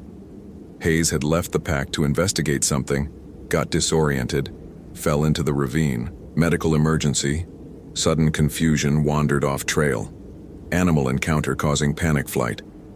But another part of his brain, a part he'd spent years training himself to ignore, kept returning to the tree, to the impossible growth, to the cold shadow. He found the first footprint 20 feet off the trail, in soft earth near the ravine edge. Definitely human, boot tread consistent with hiking footwear, heading downslope toward the creek. He followed, finding more prints, a clear trail descending into the ravine. Then the prints changed. Hansen stopped, crouching to examine the tracks more carefully.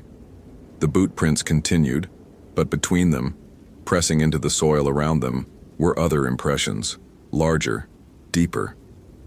The shape was wrong, elongated, narrow, with what looked like claw marks at the front. But the spacing suggested a bipedal gait, something walking upright alongside Hayes. He photographed the prints, measured them, 14 inches long, 4 inches wide at the widest point. No animal in Glacier had feet that size with that shape. Grizzly tracks were massive, but completely different morphology. Mountain lion, wolf, elk, nothing matched. The rational explanation was that these were older prints, unrelated to Hayes' trail, overlapping tracks from different times creating confusing patterns. Except the soil consistency was identical, the weathering the same, and the spacing showed clear simultaneous progression down the slope. Hansen continued following the tracks into the ravine. The temperature dropped with each step downward, becoming noticeably colder despite the June heat. By the time he reached Avalanche Creek, his breath was misting again, and frost clung to the vegetation along the water's edge. The tracks led directly to the creek's edge, then vanished. No sign of crossing, no continuation on the opposite bank, nothing. Just an abrupt termination at the water. Hansen stood at the creek's edge, trying to process what he was seeing. The water was glacial runoff, painfully cold even in summer, running fast over smooth stones. A person could cross it. The water was only knee-deep here, but it would be uncomfortable and dangerous. Why would Hayes leave the maintained trail, descend into a ravine, and cross a freezing creek for no apparent reason? He was about to radio his findings when he noticed the trees. Every tree within a 50-foot radius of where he stood had markings carved into the bark. Not random vandalism or trailblazes. These were symbols, intricate geometric patterns cut deep into the wood, and they all showed fresh sap, recent cutting. Hansen approached the nearest marked cedar. The symbol was complex, 3 circles interconnected by lines, surrounded by what looked like stylized representations of hands or claws. He'd seen similar patterns before, in anthropology textbooks, in museum exhibits on indigenous cultures, Algonquian protective symbols, wards against evil spirits, against the Wendigo. His radio crackled with static, then Rodriguez's voice. Hansen, additional rangers en route, ETA 20 minutes. What's your status? Hansen pressed transmit. I'm in the Avalanche Creek drainage. I've found tracks and unusual markings. Rodriguez, has there been any recent cultural activity in this area? Indigenous ceremonies, traditional practices? A pause. Not that I'm aware of. Why?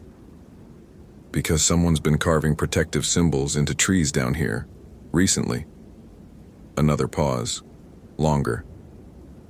Hansen, the Blackfeet consider this area significant, but official ceremonies would go through proper channels. What you're describing sounds like the transmission dissolved into static, harsh and sudden. Hansen tried different channels, got nothing but white noise. He checked his GPS, signal was weak but present. He tried his cell phone, no coverage, which was normal this deep in the park. He was alone in a ravine, following tracks that didn't make sense, surrounded by protective symbols carved by someone who apparently believed in the exact myth Hansen had been writing an article debunking when his tree grew 20 feet in 30 seconds. The temperature continued dropping. Hansen could see his breath now in thick clouds, could feel the cold seeping through his uniform. This wasn't normal. This wasn't a microclimate or temperature inversion or any rational meteorological phenomenon. This was wrong in a fundamental way that his PhD and his publications and his 40,000 blog followers couldn't explain away. He heard the whisper. Not a word, exactly. More like wind through branches, but forming shapes that almost resembled language. Hansen turned slowly, scanning the forest. Nothing visible. Just trees and shadows and the creek's constant rush. The whisper came again from a different direction. This time he caught fragments that sounded like syllables. Wichtiko, the Ojibwe word for Wendigo. Who's there? Hansen called out, hating how his voice cracked slightly. This is Park Ranger Gregory Hansen. Identify yourself. No response except the whisper again, now from behind him. Wechuj. Another variant, this one Cree. Hansen's hands were shaking as he pulled out his digital camera, switching it to video mode. If he was experiencing auditory hallucinations, at least he could review the footage later, establish whether sounds were real or psychogenic. He pointed the camera toward the whisper's source, pressed record. The camera's screen showed the forest in full color, every detail crisp. But in the frame, visible on the LCD but not to his naked eye, shadows were moving. Not shadow in the sense of absence of light, but shadow as substance, as entity, dark forms that flowed between trees like liquid, that reached and grasped with appendages that had too many joints. Hansen lowered the camera, looked at the same spot with unaugmented vision. Normal forest. Raised the camera again. Shadow entities, clearly visible through the lens. No, he said aloud. No, this is equipment malfunction. Digital artifacts, lens flare, something rational. The camera's screen flickered and for one frame, 1/30th of a second, showed something else entirely. A figure standing at the creek's edge where Hansen had seen the tracks terminate. Impossibly tall, impossibly thin, skeletal limbs extending far beyond human proportion. The face was a skull, elongated vertically, jaw distended, eyes sunken pits that somehow still conveyed hunger. Then the screen went black. The camera died, battery draining from full charge to zero in an instant. Hansen dropped the camera, stumbled backward, his rational mind fragmenting against the evidence his senses were providing. He pulled out his backup flashlight, switched it on. The beam was weak, yellowed, as if the batteries were dying despite being fresh that morning.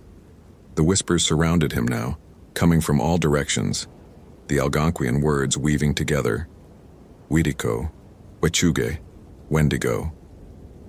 And beneath the whispers, another sound. Breathing, ragged, wet, like lungs damaged beyond function but still trying to draw air. Getting closer. Hansen ran. He scrambled up the ravine slope, grabbing roots and rocks for purchase, his pack slamming against his back. The rational voice in his head screamed that running was stupid, that he was a trained park ranger, that there had to be an explanation, but a deeper, older part of his brain, the part that had kept humans alive for millions of years before science and rationality, knew predation when it felt it. Behind him, the breathing became footsteps. Heavy, uneven, the sound of something large moving through undergrowth with total disregard for obstacles. Hansen didn't look back. Looking back in horror movies was how people died, and some deep part of him understood that the rules had changed, that he was in a story now where the myths were real. He reached the trail, turned toward the ranger station, kept running. His lungs burned. His legs felt leaden. The cold was everywhere now, not just in shadows but permeating the air, turning the June afternoon into something that felt like deep winter. A branch exploded to his left, torn from a cedar tree by something he couldn't see. The branch was 6 inches thick, ripped away like it was paper. Hansen pushed harder, his vision tunneling, his heart hammering so hard it hurt. The boardwalk appeared ahead. Civilization, maintenance, safety. He reached it, his boots thundering on the wooden planks. Behind him, the footsteps stopped. He risked a glance back, still running. The forest behind him looked normal. Afternoon sunlight filtering through cedars. No movement, no entities, no impossible predators. Just beautiful wilderness. Then he saw it, at the very edge of the tree line where forest met maintained trail. A shape that his mind refused to process correctly, sliding around the edges of perception like water off glass. Tall, skeletal, watching. Hansen turned forward again and ran until he reached the ranger station, slamming the door behind him, throwing the bolt, pressing his back against the wood as if 6 feet of hollow core door could protect him from whatever was out there. His laptop still sat on the desk, screen dark. He moved to it with trembling hands, woke it up. His half-finished blog post stared back at him. Debunking the Wendigo myth. Why Algonquian horror stories are just starvation hallucinations. He laughed, a sound that came out too high, too brittle. Then he selected all the text and deleted it. His Motorola radio buzzed. "Hansen, this is Rodriguez. Your transmission cut out. What's your status? Did you find Hayes?" Hansen stared at the radio for a long moment before picking it up. How did he explain what he'd seen, what he'd experienced? He was Gregory Hansen, PhD in ecology, published author, rational skeptic. His entire professional identity was built on debunking exactly this kind of thing. "Hansen, respond," Rodriguez said, concern creeping into her voice. He pressed transmit. "I'm at the station. Rodriguez, I need you to pull historical records on disappearances in the Avalanche Creek drainage. All of them, going back as far as we have documentation." "What? Why?" "Just do it. Please. And send those additional rangers to the trailhead, but tell them not to go into the drainage. Not until we have more daylight and better equipment." "Hansen, you're not making sense. Are you injured?" "No," he said. "Not injured. Just fundamentally wrong about a lot of things. I'll explain when you get here. How long for those rangers?" 15 minutes. "Copy. I'll be here." He set down the radio and looked at the tree outside his window. It was still impossibly tall, its shadow still impossibly cold. Evidence that reality operated on principles his education hadn't prepared him for. Hansen opened a new document on his laptop and began typing. Not a blog post, not a debunking article, a report, clinical and detailed, documenting everything he'd witnessed. If he was losing his mind, at least there would be a record of the progression. If he wasn't, if what he'd seen was real, then someone needed to know. He titled the document, "Incident Report, Jordan Hayes Missing Person Case, Preliminary Findings and Unexplained Phenomena." Then he added, after a moment's hesitation, "The Wendigo Hypothesis." The words looked absurd on screen. Gregory Hansen, PhD, was seriously proposing that a missing hiker case involved a cannibal spirit from Algonquian mythology. His academic colleagues would crucify him. His blog followers would think he'd had a breakdown. His publisher would cancel his book contract. But he'd watched a tree grow 20 feet in 30 seconds.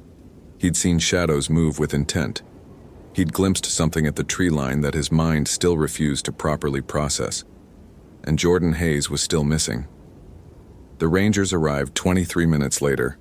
2 men Hansen knew casually, Morrison and Blake, both with 10-plus years at Glacier. They found him sitting at his desk, surrounded by printed historical documents Rodriguez had sent via email, his laptop showing topographical maps marked with incident locations. "Hansen," Morrison said carefully, Rodriguez said you found Hayes's pack, but not Hayes, and that you were concerned about something. Hansen gestured to the documents. How much do you know about the disappearances in this area? Morrison and Blake exchanged glances. There have been a few over the years, Blake said. This is wilderness, sometimes people don't come back. 14, Hansen said. 14 disappearances in the Avalanche Creek drainage specifically, going back to 1937 when the park was established, all between late May and early July. All experienced hikers. None of the bodies ever recovered. Okay, Morrison said slowly. That's concerning, but not necessarily anomalous. This is grizzly country, there are cliffs, the creek runs fast during snowmelt. They all reported experiencing extreme cold before vanishing, Hansen interrupted. At least the ones who had time to report anything. Park records show radio calls mentioning temperature drops, frost in June, ice forming on equipment. One ranger in 1983 radioed that his thermometer showed negative 15 degrees Fahrenheit at 2 p.m. on June 18th, sunny day. No weather systems in the area. Blake frowned. Could be equipment failure. 14 times? Across 8 decades? With different equipment? Hansen shook his head. And that's not all. Look at this. He pulled up a scanned document from 1967, a report written by a ranger named Samuel Cooper. Cooper was searching for a missing hiker named David Marsh. He described finding protective symbols carved by local tribe members around the drainage area. He interviewed a Blackfeet elder who told him the area was forbidden, that there was a Wendigo, that hunted there during the early summer months when it would be strong enough to manifest. Local legend, Morrison said, but his voice lacked conviction. Cooper recommended the area be closed to public access, Hansen continued. His recommendation was denied. He resigned from the Park Service 3 months later. I found his obituary. He died in 1995, but before he died, he published a book called Sacred Spaces and Forbidden Grounds. There's a whole chapter on this drainage, on the Wendigo. Blake sat down slowly. Hansen, you're not seriously suggesting? I don't know what I'm suggesting, Hansen said. I'm telling you what I found. And I'm telling you I experienced something down in that drainage that I can't explain. Temperature anomalies, auditory phenomena, visual. He stopped, remembering the shadow entities visible only through his camera. Look, I know how this sounds. I know what I would have said 3 hours ago if someone had told me this. But Jordan Hayes is missing, and there's a pattern here that we can't ignore. Morrison picked up one of the documents, scanning it. Even if we take this seriously, and I'm not saying we should, what are you proposing? That we tell search and rescue to look for a cannibal spirit? I'm proposing we contact the Blackfeet Nation, Hansen said. This is their traditional land. If there's cultural knowledge about this area, about the dangers, we need to hear it. And I'm proposing we don't send anyone else into that drainage until we understand what we're dealing with. We have a missing hiker, Blake said. We can't just abandon the search because of old stories and cold spots. I'm not saying abandon it, Hansen said. I'm saying we need more information before we risk more people. Rodriguez, are you still on radio? The radio on his desk crackled. I'm here, and I've been listening. Hansen, I pulled the full records like you asked. There's something else. Every single disappearance happened during a new moon phase. Every one. The 3 rangers looked at each other. Hansen pulled up his phone's weather app, checked the lunar calendar. When's the next new moon? Tonight, Rodriguez said quietly. New moon is tonight. The silence in the ranger station stretched. Outside the window, the afternoon sun was starting its descent toward the western peaks, maybe 4 hours of daylight left. And then darkness, complete darkness, no moon to provide even minimal illumination. We need to find Hayes before nightfall, Hansen said. And we need help. Morrison stood. I'll call search and rescue, get a full team mobilized. And I'll contact the Blackfeet Nation Liaison Office, Blake added. See if someone can come out, provide cultural context. Hansen nodded, grateful they were taking him seriously despite how insane this all sounded. I'm going back to the drainage in daylight with proper equipment. If Hayes is injured down there, time matters. Not alone, Morrison said. We go together. Full SAR protocols, constant radio contact, out before dark. They geared up quickly. Full packs, emergency beacons, extra batteries, flares, first aid equipment. Hansen added one more item, a small digital recorder. If he heard whispers again, he wanted audio documentation. They reached the point where Hansen had found Hayes' pack by 5:15 p.m. The pack was exactly as he'd left it, but the flagging tape he'd used to mark the location had been torn down, shredded into pieces and scattered across the boardwalk. Wind, Blake suggested without conviction. Hansen pointed to the trees. No movement, no breeze. The forest was utterly still. They descended into the ravine together, following the tracks Hansen had documented earlier. The boot prints were still there, and so were the other impressions, the elongated clawed prints that didn't match any known animal. Morrison photographed them extensively. "I've been a ranger for 12 years, he said quietly. "I've never seen tracks like this." The protective symbols were still carved into the trees, and in the late afternoon light they seemed to pulse slightly, the fresh sap catching the sun and gleaming. Blake touched one of the carvings, traced the pattern with his finger. "This is traditional," he said. "I'm not an expert, but I've seen similar symbols at cultural sites. This is real indigenous artwork, not vandalism." They reached the creek's edge where the tracks terminated. The temperature had dropped again.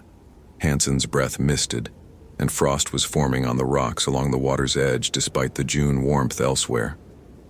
"This is wrong," Morrison said, checking his thermometer. "I'm reading 38 degrees here. It's 75 at the trailhead." Hansen was about to respond when he heard it again. The whisper, the Algonquian words weaving through the trees. This time all three rangers heard it. "What is that?" Blake whispered. Hansen pulled out his digital recorder, hit record, held it up toward the sound. The whispers grew louder, more distinct, and now they were forming sentences in a language Hansen didn't understand but somehow felt in his bones. Then Morrison grabbed his arm, pointed across the creek.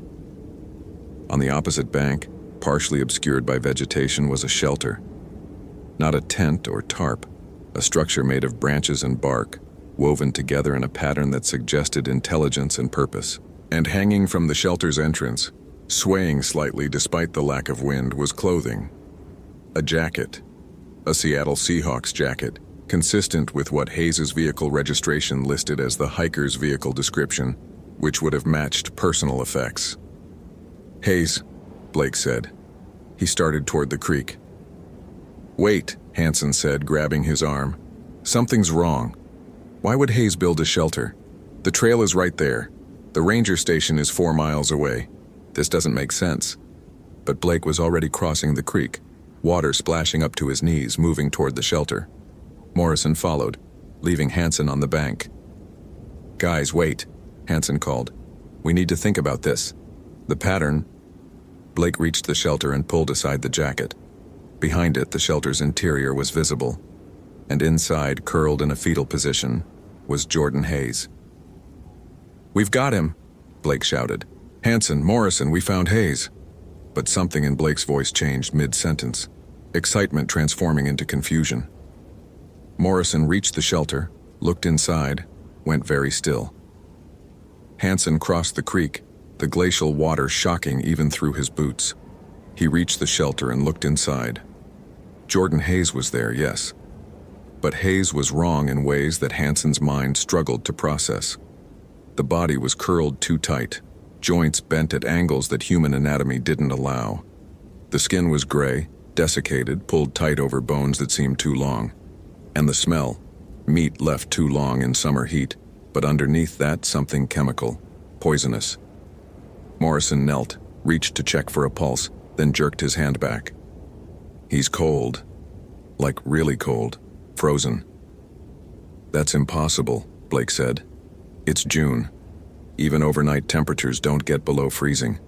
Hansen forced himself to look closer, to observe with the detached scientific method he'd trained for years to maintain. Hayes' eyes were open, staring, completely black. No whites, no iris, just darkness.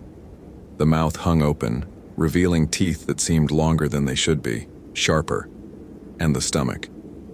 Hayes's stomach was distended, swollen, as if he'd consumed an enormous amount of something. "We need to get him out of here," Morrison said. "Get medical attention." Hayes moved. Not a lot.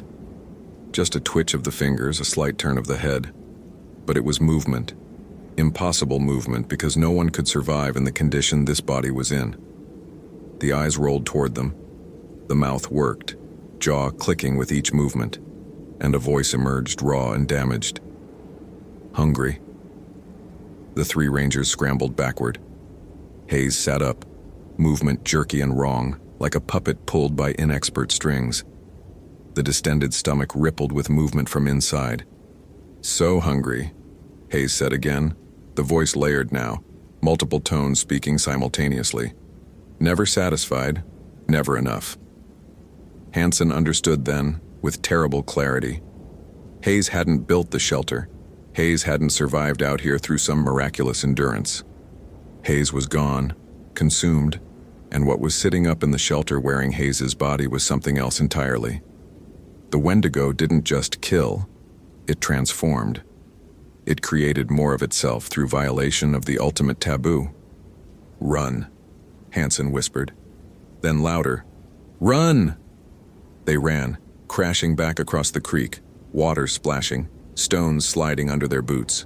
Behind them, the thing that had been Jordan Hayes emerged from the shelter with movements that defied biology, limbs extending beyond human range, spine bending in ways that should have been lethal. And it was laughing, a sound like ice cracking, like starvation screaming. Morrison hit his radio while running. "All units, this is Morrison. We have a situation at Avalanche Creek Drainage. Unknown threat, ranger safety compromised, requesting immediate..." Static consumed the transmission. All three radios simultaneously dissolved into white noise. They scrambled up the ravine, grabbing roots and rocks, their lungs burning. The temperature was plummeting now, dropping degree by degree, frost forming on vegetation, ice crystals appearing in the air itself. Blake slipped, slid back 5 feet, caught himself on a root. The Hayes thing was climbing after them, moving fast, impossibly fast, closing the distance with each second. Hansen grabbed Blake's arm, hauled him up. They reached the boardwalk, turned toward the ranger station, kept running. Behind them, the Hayes thing reached the trail and stopped, as if hitting an invisible barrier. It stood at the edge of the boardwalk, swaying, the black eyes tracking them. Then it spoke again. And this time the voice was different. Multiple voices, dozens of voices, all speaking in unison. The pattern continues. The hunger grows. The transformation spreads. Hansen looked back, his horror crystallizing into terrible understanding. The 14 disappearances, all during early summer, all during new moon.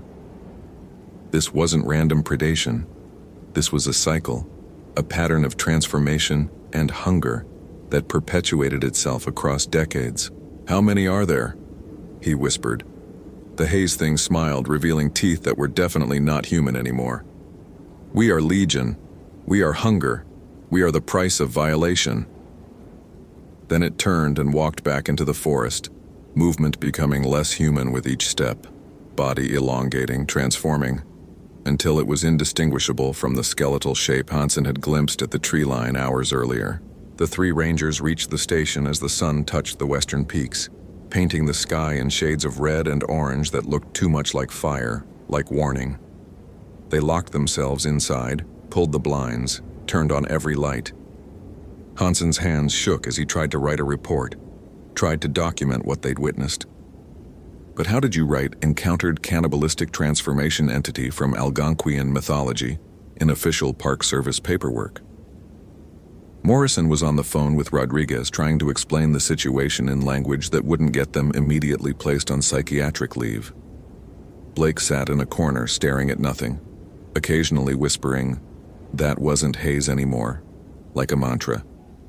Hansen's laptop screen showed his deleted blog post, the cursor blinking where text used to be. He thought about his 40,000 followers, about his book deal, about his PhD and his reputation, all built on the foundation of rational skepticism, of scientific materialism, of the certainty that myths were just misunderstood natural phenomena. He opened a browser and searched for Wendigo scholarly sources. The results were extensive: anthropological papers, indigenous knowledge documentation, historical accounts. He started reading, his worldview fragmenting with each paragraph. The Wendigo wasn't just a myth. It was documented across Algonquian cultures: Ojibwe, Cree, Innu, Naskapi. A spiritual entity representing the ultimate transgression, cannibalism. Those who consumed human flesh, whether through necessity or choice, risked transformation into Wendigo. They became embodiments of insatiable hunger, forever craving but never satisfied, growing larger and more skeletal with each victim consumed. And the condition was contagious. Those killed by Wendigo could become Wendigo themselves, perpetuating the cycle. The Blackfeet weren't Algonquian. They were Blackfoot Confederacy, different cultural tradition. But territories overlapped, stories traveled, and some horrors were universal enough that they transcended cultural boundaries. Hansen found a paper from 1981 by an anthropologist named Dr. Sarah Whitmore, who'd studied Wendigo accounts in northern communities. She'd documented over 200 cases across 3 centuries where the Wendigo belief led to real deaths. Sometimes people killed and consumed by others who'd undergone psychological breakdown in isolation. Sometimes people executed by their communities for showing Wendigo symptoms. But Whitmore had also documented cases that defied rational explanation. Temperature anomalies, disappearances with no bodies recovered, tracks that didn't match known animals. Witnesses describing encounters with entities that violated physical laws. Her conclusion was carefully worded, academically cautious. While many Wendigo accounts can be attributed to psychological and environmental factors, a subset of cases present anomalies that warrant further investigation, using methodologies that account for the possibility of phenomena beyond current scientific paradigms. In layman's terms, maybe it's real, but I can't say that outright or I'll lose my tenure. Hansen's phone buzzed, a text from an unknown number. He opened it, his stomach clenching. The message showed a photograph, a selfie taken in the forest. Jordan Hayes, smiling, giving a thumbs up, clearly alive and well. The timestamp showed 4:47 p.m. today, less than 2 hours ago. Below the image, a single word: hungry. Hansen dropped the phone, backed away from it like it might bite. Morrison looked over, saw his expression. "What is it?" Hansen showed him the phone. Morrison went pale. "That's impossible. Hayes was what we saw down there." "Wasn't Hayes anymore," Blake said from his corner. "I told you. That wasn't Hayes." The lights in the ranger station flickered. Once, twice, then steadied. Outside, full darkness had fallen. New moon. No ambient light except the stars, and even those seemed dimmer than they should be. Hansen heard scratching on the station's roof. Slow, deliberate, like something with long claws testing the structure's integrity. Morrison drew his service weapon, a .40 caliber Glock 22 that seemed absurdly inadequate against what they'd seen. "What do we do?" "We survive until dawn," Hansen said, surprised by how steady his voice sounded. "We document everything, and we make sure no one else comes into this drainage." "The full SAR team is mobilizing," Morrison said. "They'll be here within the hour. We can't just let them walk into—" "We radio them," Hansen said. "We tell them to stage at the trailhead but not proceed. We explain something. Anything that keeps them from going down into that ravine in the dark." Blake laughed, high and brittle. "Explain what? That Jordan Hayes is both dead and texting us selfies? That there are cannibalistic transformation spirits in Glacier National Park? That the Rational Ranger blog was completely fucking wrong about everything?" Hansen flinched at the accuracy of that last statement. His entire career, his identity, had been built on debunking exactly this, on providing rational explanations for irrational fears, on being the voice of reason in a wilderness full of superstition. And he'd been wrong. Fundamentally, catastrophically wrong. The scratching on the roof intensified, joined by another sound, tapping on windows all around the station. as if multiple entities were testing the barriers simultaneously. Hansen moved to his laptop, opened a new document. If they didn't survive the night, someone needed to find a record. Someone needed to know the truth. He titled it, The Wendigo Protocol, Emergency Procedures for Avalanche Creek Drainage. Then he began writing, documenting everything, the tree's growth, the temperature anomalies, the tracks, the symbols, the haze transformation. He included coordinates, dates, lunar phases.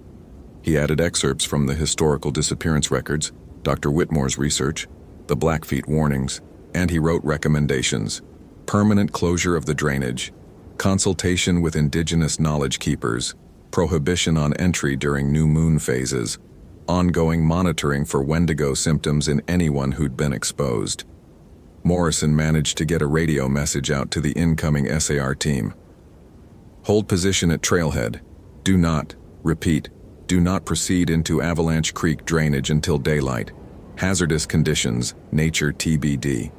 This is not a drill.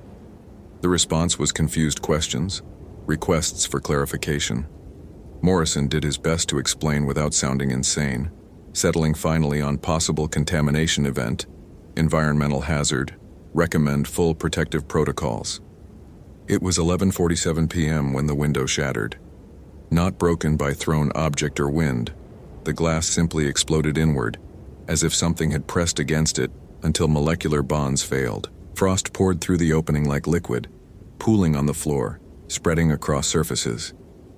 The temperature inside the station dropped 30 degrees in seconds, and through the broken window, elongated fingers reached, tipped with claws that looked like icicles, like bone, like things that shouldn't exist.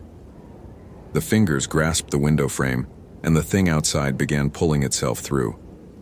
Morrison fired his Glock. 3 shots, center mass, exactly as trained. The bullets passed through the entity as if through smoke, impacting the far wall. The thing that had been Jordan Hayes smiled at them with too many teeth. Hansen grabbed the emergency flare from his pack, ignited it, held it up. The haze thing recoiled from the light, hissing the sound like water on hot metal. It withdrew through the window, disappearing into the darkness. Fire, Hansen said. They avoid fire. The old accounts mentioned that. Wendigo fear flames. They pulled every heat source they could find. Emergency flares, camp stoves, even crumpled paper lit in the trash can. The station filled with smoke and light, uncomfortable but better than the alternative. The entities circled outside, visible occasionally in silhouette against the starlight. Multiple shapes now, not just haze. 14 disappearances across 8 decades, Hansen thought. 14 transformations. How many had survived to perpetuate the cycle? His laptop chimed, email notification. Hansen checked it reflexively, his mind running on autopilot. The email was from his publisher. Greg, love the Wendigo debunking piece outline. Can't wait to read the full manuscript. This is going to be huge for the Rational Ranger brand. Hansen laughed, the sound emerging broken and wrong. The Rational Ranger brand, built on certainty, on skepticism, on the absolute conviction that he knew better than the superstitious masses who believed in ghosts and spirits and things that went bump in the night. He hit reply, typed, "Cancel the book. The Wendigo is real. I was wrong about everything, I'm sorry." But before he could send it, the power died. Total darkness except for the flickering flares which were burning down, minutes from exhaustion. "We're not going to make it to dawn," Blake said quietly. "Are we?" Hansen checked his watch. 1:23 a.m. Sunrise wouldn't come until 5:47, over 4 hours in darkness, with diminishing light sources, surrounded by entities that had once been human. "Yes," he said, trying to sound convinced. "We are, because we have to. Because if we don't, no one will believe what happened here. No one will take the precautions necessary to prevent more disappearances." Morrison was at the radio, trying different frequencies, looking for any connection to the outside world. "I can't get anything. It's like there's interference across the entire spectrum." The scratching resumed, now on all sides of the station simultaneously. testing, probing, looking for weaknesses. The entities were patient, Hansen realized. They'd been doing this for decades, maybe longer. They understood waiting. His phone buzzed again. Another text from Hayes's number. This time, a video. Hansen knew he shouldn't watch it. Knew it would show something designed to break him, to create the psychological vulnerability the Wendigo could exploit. But morbid curiosity, the same drive that had made him a researcher, made him tap the play button. The video showed the forest in darkness, shot from a moving perspective. Shaky footage, like someone running. Heavy breathing on the audio. Then a voice, Hayes's voice. "If anyone finds this, I'm so hungry. I can't think about anything else. The cold is inside me now, freezing everything except the hunger. I found there were others in the forest, others who were hungry, and they told me how to make it stop, told me what I had to do." The camera swung to show a figure ahead in the darkness, another hiker unaware of Hayes approaching. "I'm sorry," Hayes's voice said. "I'm so sorry, but I can't help it. The hunger is everything." The video cut to black before showing what happened next, but Hansen heard the screams, brief and terrible, before silence returned. The timestamp on the video, 3 days ago. Hayes was infected before he even disappeared, Hansen whispered. He came here already transforming. The Wendigo spreads like a disease. Then everyone who's been in that drainage is at risk, Morrison said. Everyone who's been exposed to the cold, the entities. All three of us, Blake finished. They looked at each other in the dying flare light, each searching the other's faces for signs of transformation. Dilated pupils, lengthening teeth, that insatiable hunger. Hansen felt his stomach twist. But was it fear or the beginning of something else? Had the cold in the ravine done more than just threaten? Had it infected them, started the transformation that would eventually turn them into what Hayes had become? The last flare guttered out. In the absolute darkness, Hansen heard movement inside the station. Not outside anymore. Inside. Something had gotten in while they'd been distracted by the video, by fear, by their own vulnerability. "Lights," Morrison hissed.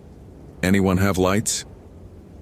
Flashlight beams cut through the darkness, sweeping across the station interior. For a moment, nothing. Then Blake's beam caught something near the shattered window. A figure, crouched in the corner. Too tall, too thin, joints bending wrong. Black eyes reflecting the flashlight beam. But it wasn't Hayes. It was wearing a park ranger uniform from decades past, the name tag reading S. Cooper. Samuel Cooper, the ranger who'd written the 1967 report, who'd warned about the Wendigo. "You didn't listen," Cooper's voice said, layered with that terrible multi-tone echo. "I tried to warn them, tried to protect others, but they thought I was crazy. And when the hunger came for me, there was no one to hear me scream." Hansen's mind raced through the implications. Cooper hadn't just resigned and died naturally. Cooper had been taken, transformed, condemned to spend decades as a Wendigo, watching more victims come to the drainage he'd tried to close. "We're listening now," Hansen said, forcing steadiness into his voice. "We believe you. We'll close the area. We'll stop more people from coming here, but you have to let us survive to do it." The Cooper thing tilted its head, considering. Promises. The living always promise, but they forget. They rationalize, they convince themselves it wasn't real, just like you did before today. "I won't forget," Hansen said. "I can't. You've destroyed my career, my reputation, my entire worldview. The only thing I have left is making sure this stops." "Your career?" The Cooper thing laughed. "I was a ranger for 23 years. I had a wife, children, a normal life. And then I spent 46 years as this, as hunger and cold and endless craving. Your career is already over, Hansen. The question is whether you end it as human or as hunger." The entity moved closer, and Hansen saw its ranger uniform was frost-covered, ancient, preserved by the same impossible cold that animated the creature. Behind it, more shapes were becoming visible in the darkness. Other transformed rangers, Other victims, all the disappearances across 8 decades coalescing into a gallery of the damned. Morrison fired his Glock again, the muzzle flash illuminating the station in stark white bursts. The bullets passed through the entities without effect. Waste of ammunition, Hansen thought distantly. Can't kill what's already dead. Last flare, Blake said, holding it up. Once this goes, we're in total darkness. Hansen's hands moved on instinct, pulling out his lighter, his field notebook. He ripped out pages, began building a small fire in the middle of the station floor.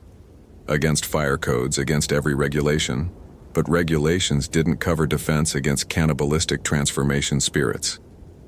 The paper caught, flames spreading, small, inadequate, but the entities pulled back slightly, maintaining distance from the light and heat. Keep it going, Hansen said. Morrison, Blake, anything that burns, we feed the fire until dawn.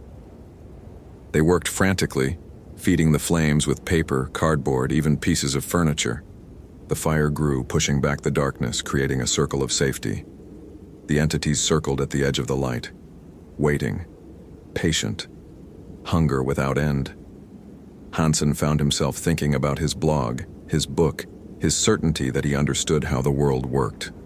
40,000 followers who trusted him to debunk nonsense, to provide rational explanations. What would they think if they could see him now, burning furniture to ward off Wendigo in a Glacier National Park ranger station? Would they think he'd lost his mind? Would they rationalize it away, find psychological explanations for his breakdown? Or would some of them, the ones who'd always felt that edge of unease in deep wilderness, understand that he'd discovered a truth more fundamental than his education had prepared him for? The Cooper thing spoke again, from the shadows. You feel it. Already, don't you? The cold inside, the hunger starting. We don't need to attack you, Hansen.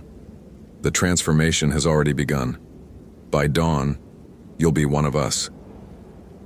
Hansen pressed his hand to his chest, feeling the cold spot where he'd entered the drainage, where the temperature had dropped impossibly. The cold had gotten inside him, into his core. And yes, beneath the fear and adrenaline, he felt something else. An emptiness. A craving that had nothing to do with ordinary hunger. Fight it, Morrison said, seeing his expression. Whatever you're feeling, fight it. But Morrison's eyes were too wide, pupils dilated beyond what fear alone would cause.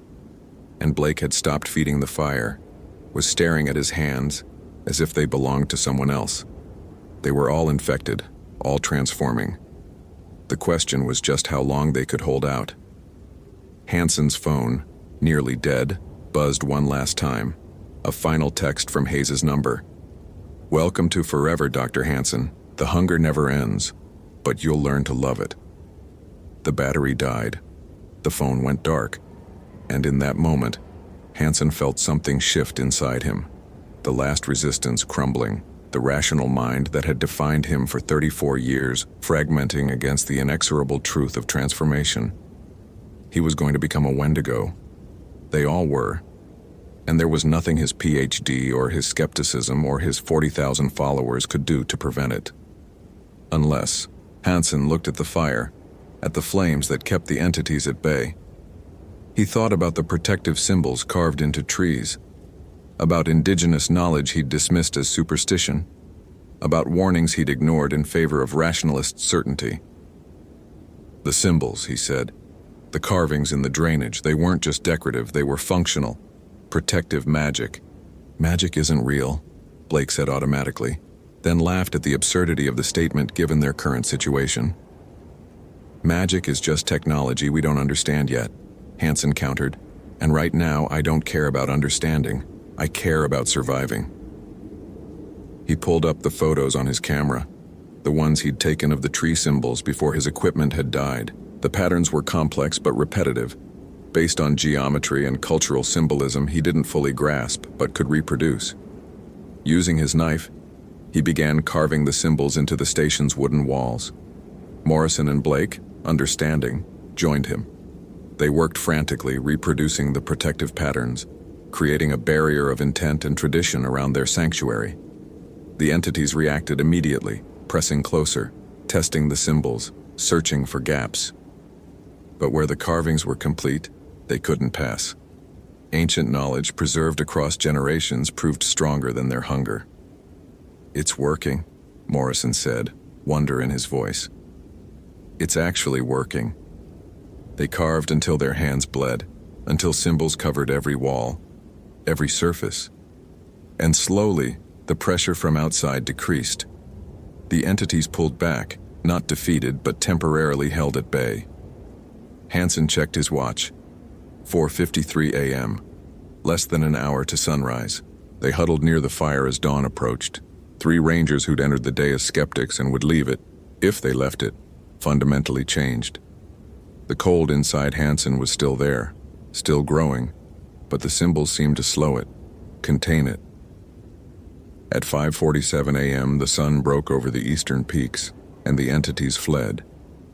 Not slowly, not reluctantly, but in sudden panicked retreat, as if sunlight itself was poison to them. The forest became normal again. Just wilderness, just trees, just the ordinary dangers of bears and cliffs and exposure. The radio crackled to life. "Ranger Station, this is SAR team. We're at the trailhead. What's your status?" Morrison picked up the radio with shaking hands. "We're alive, but we need immediate medical evacuation, and we need the Avalanche Creek drainage closed, permanently." "Copy that. Medical helicopter inbound. What's the nature of the emergency?" Morrison looked at Hansen, at Blake, at the symbol-covered walls and the dying fire and the shattered window. "Nature of emergency is complicated. Recommend full decontamination protocols and consultation with Blackfeet Nation representatives. This is cultural territory, and we've encountered something that requires traditional knowledge to address. Professional language for, we met the Wendigo and barely survived." The helicopter arrived 40 minutes later, landing in the trailhead parking lot. EMTs examined them, found hypothermia, minor injuries, and psychological trauma, but nothing physically life-threatening. They were transported to Kalispell Regional Medical Center, placed under observation. Their statements recorded by park supervisors who clearly thought they'd experienced some kind of shared psychotic break. Hansen didn't try to convince them otherwise. He just asked for one thing: that the Avalanche Creek drainage be closed pending investigation, and that consultation with indigenous knowledge keepers be prioritized. To his surprise, they agreed. Maybe because 3 rangers all telling the same impossible story carried weight. Maybe because the historical record supported their claims. Maybe because no one wanted to risk more disappearances during an investigation. Or maybe, Hansen thought, some part of them believed. Some part remembered the old stories, the warnings, the knowledge that wilderness held more than just bears and weather. He spent 3 days in the hospital, his body recovering from hypothermia and exposure. But the cold inside him didn't leave. It stayed.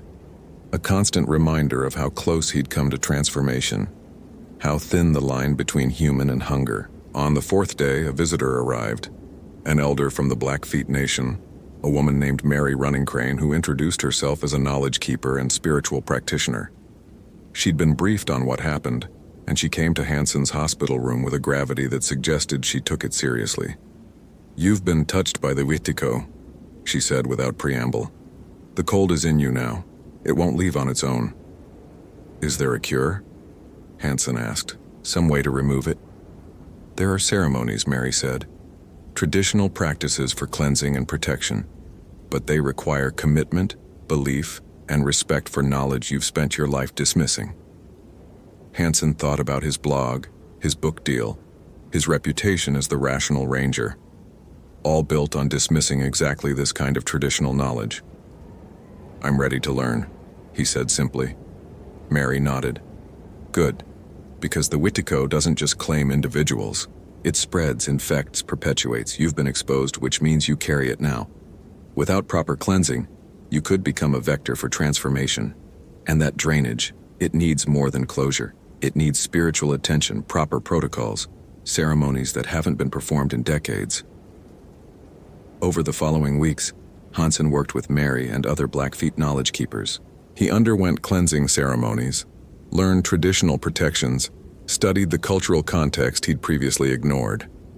And he wrote a new kind of article, Not a debunking piece, but an honest accounting of his experience and his mistakes. He titled it, "The Rational Ranger Was Wrong, A Confession and Apology." He published it to his blog, expecting backlash, mockery, the end of his credibility.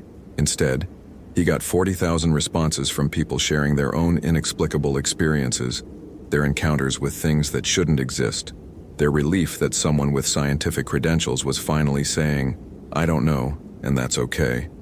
The Avalanche Creek drainage was permanently closed.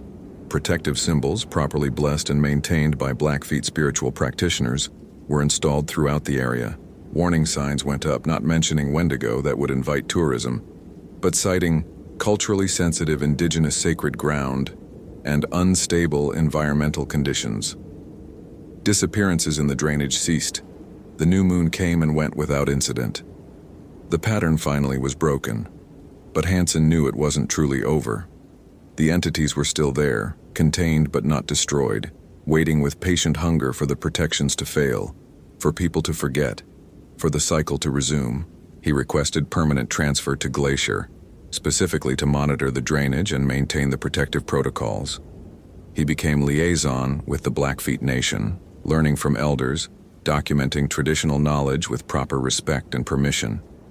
His blog transformed from Rational Ranger to something new, a platform for discussing the intersection of scientific method and traditional knowledge, for exploring mysteries with humility rather than skepticism, for acknowledging that some questions didn't have tidy answers.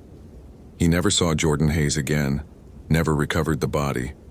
Sometimes on new moon nights, he thought he heard whispers from the drainage, that layered voice, that eternal hunger, but the protections held, and he grew to trust in knowledge older than his PhD. Morrison and Blake recovered, underwent similar cleansing ceremonies, and transferred to other parks. They stayed in touch with Hansen, 3 people bound by shared trauma and transformation, by the knowledge that the world was stranger and more terrible than any of them had believed. And late at night, when Hansen was alone in his quarters, he still felt the cold spot in his chest, the hunger that never quite left, a reminder that he'd come within hours of transformation, that the Wendigo was patient, that the boundary between human and horror was thinner than any rational mind wanted to admit. He kept carving the protective symbols, kept performing the ceremonies Mary taught him, kept watching the drainage with vigilance that bordered on paranoia, because he knew what waited in those woods, in that impossible cold, in the hunger that never ended.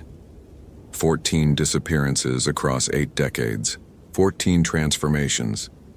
The pattern was broken, but not erased. The victims were contained, but not freed. And Gregory Hansen, formerly the Rational Ranger, formerly certain that myths were just misunderstood science, now understood a deeper truth. Some horrors were real, some hungers were eternal, and some knowledge could only be gained by coming within a breath of losing your humanity entirely. The Wendigo was real, and it was waiting. Hope you felt genuine terror. If you appreciate authentic horror rooted in real folklore, consider following for more stories. Which moment scared you most? Share your theory about what happened.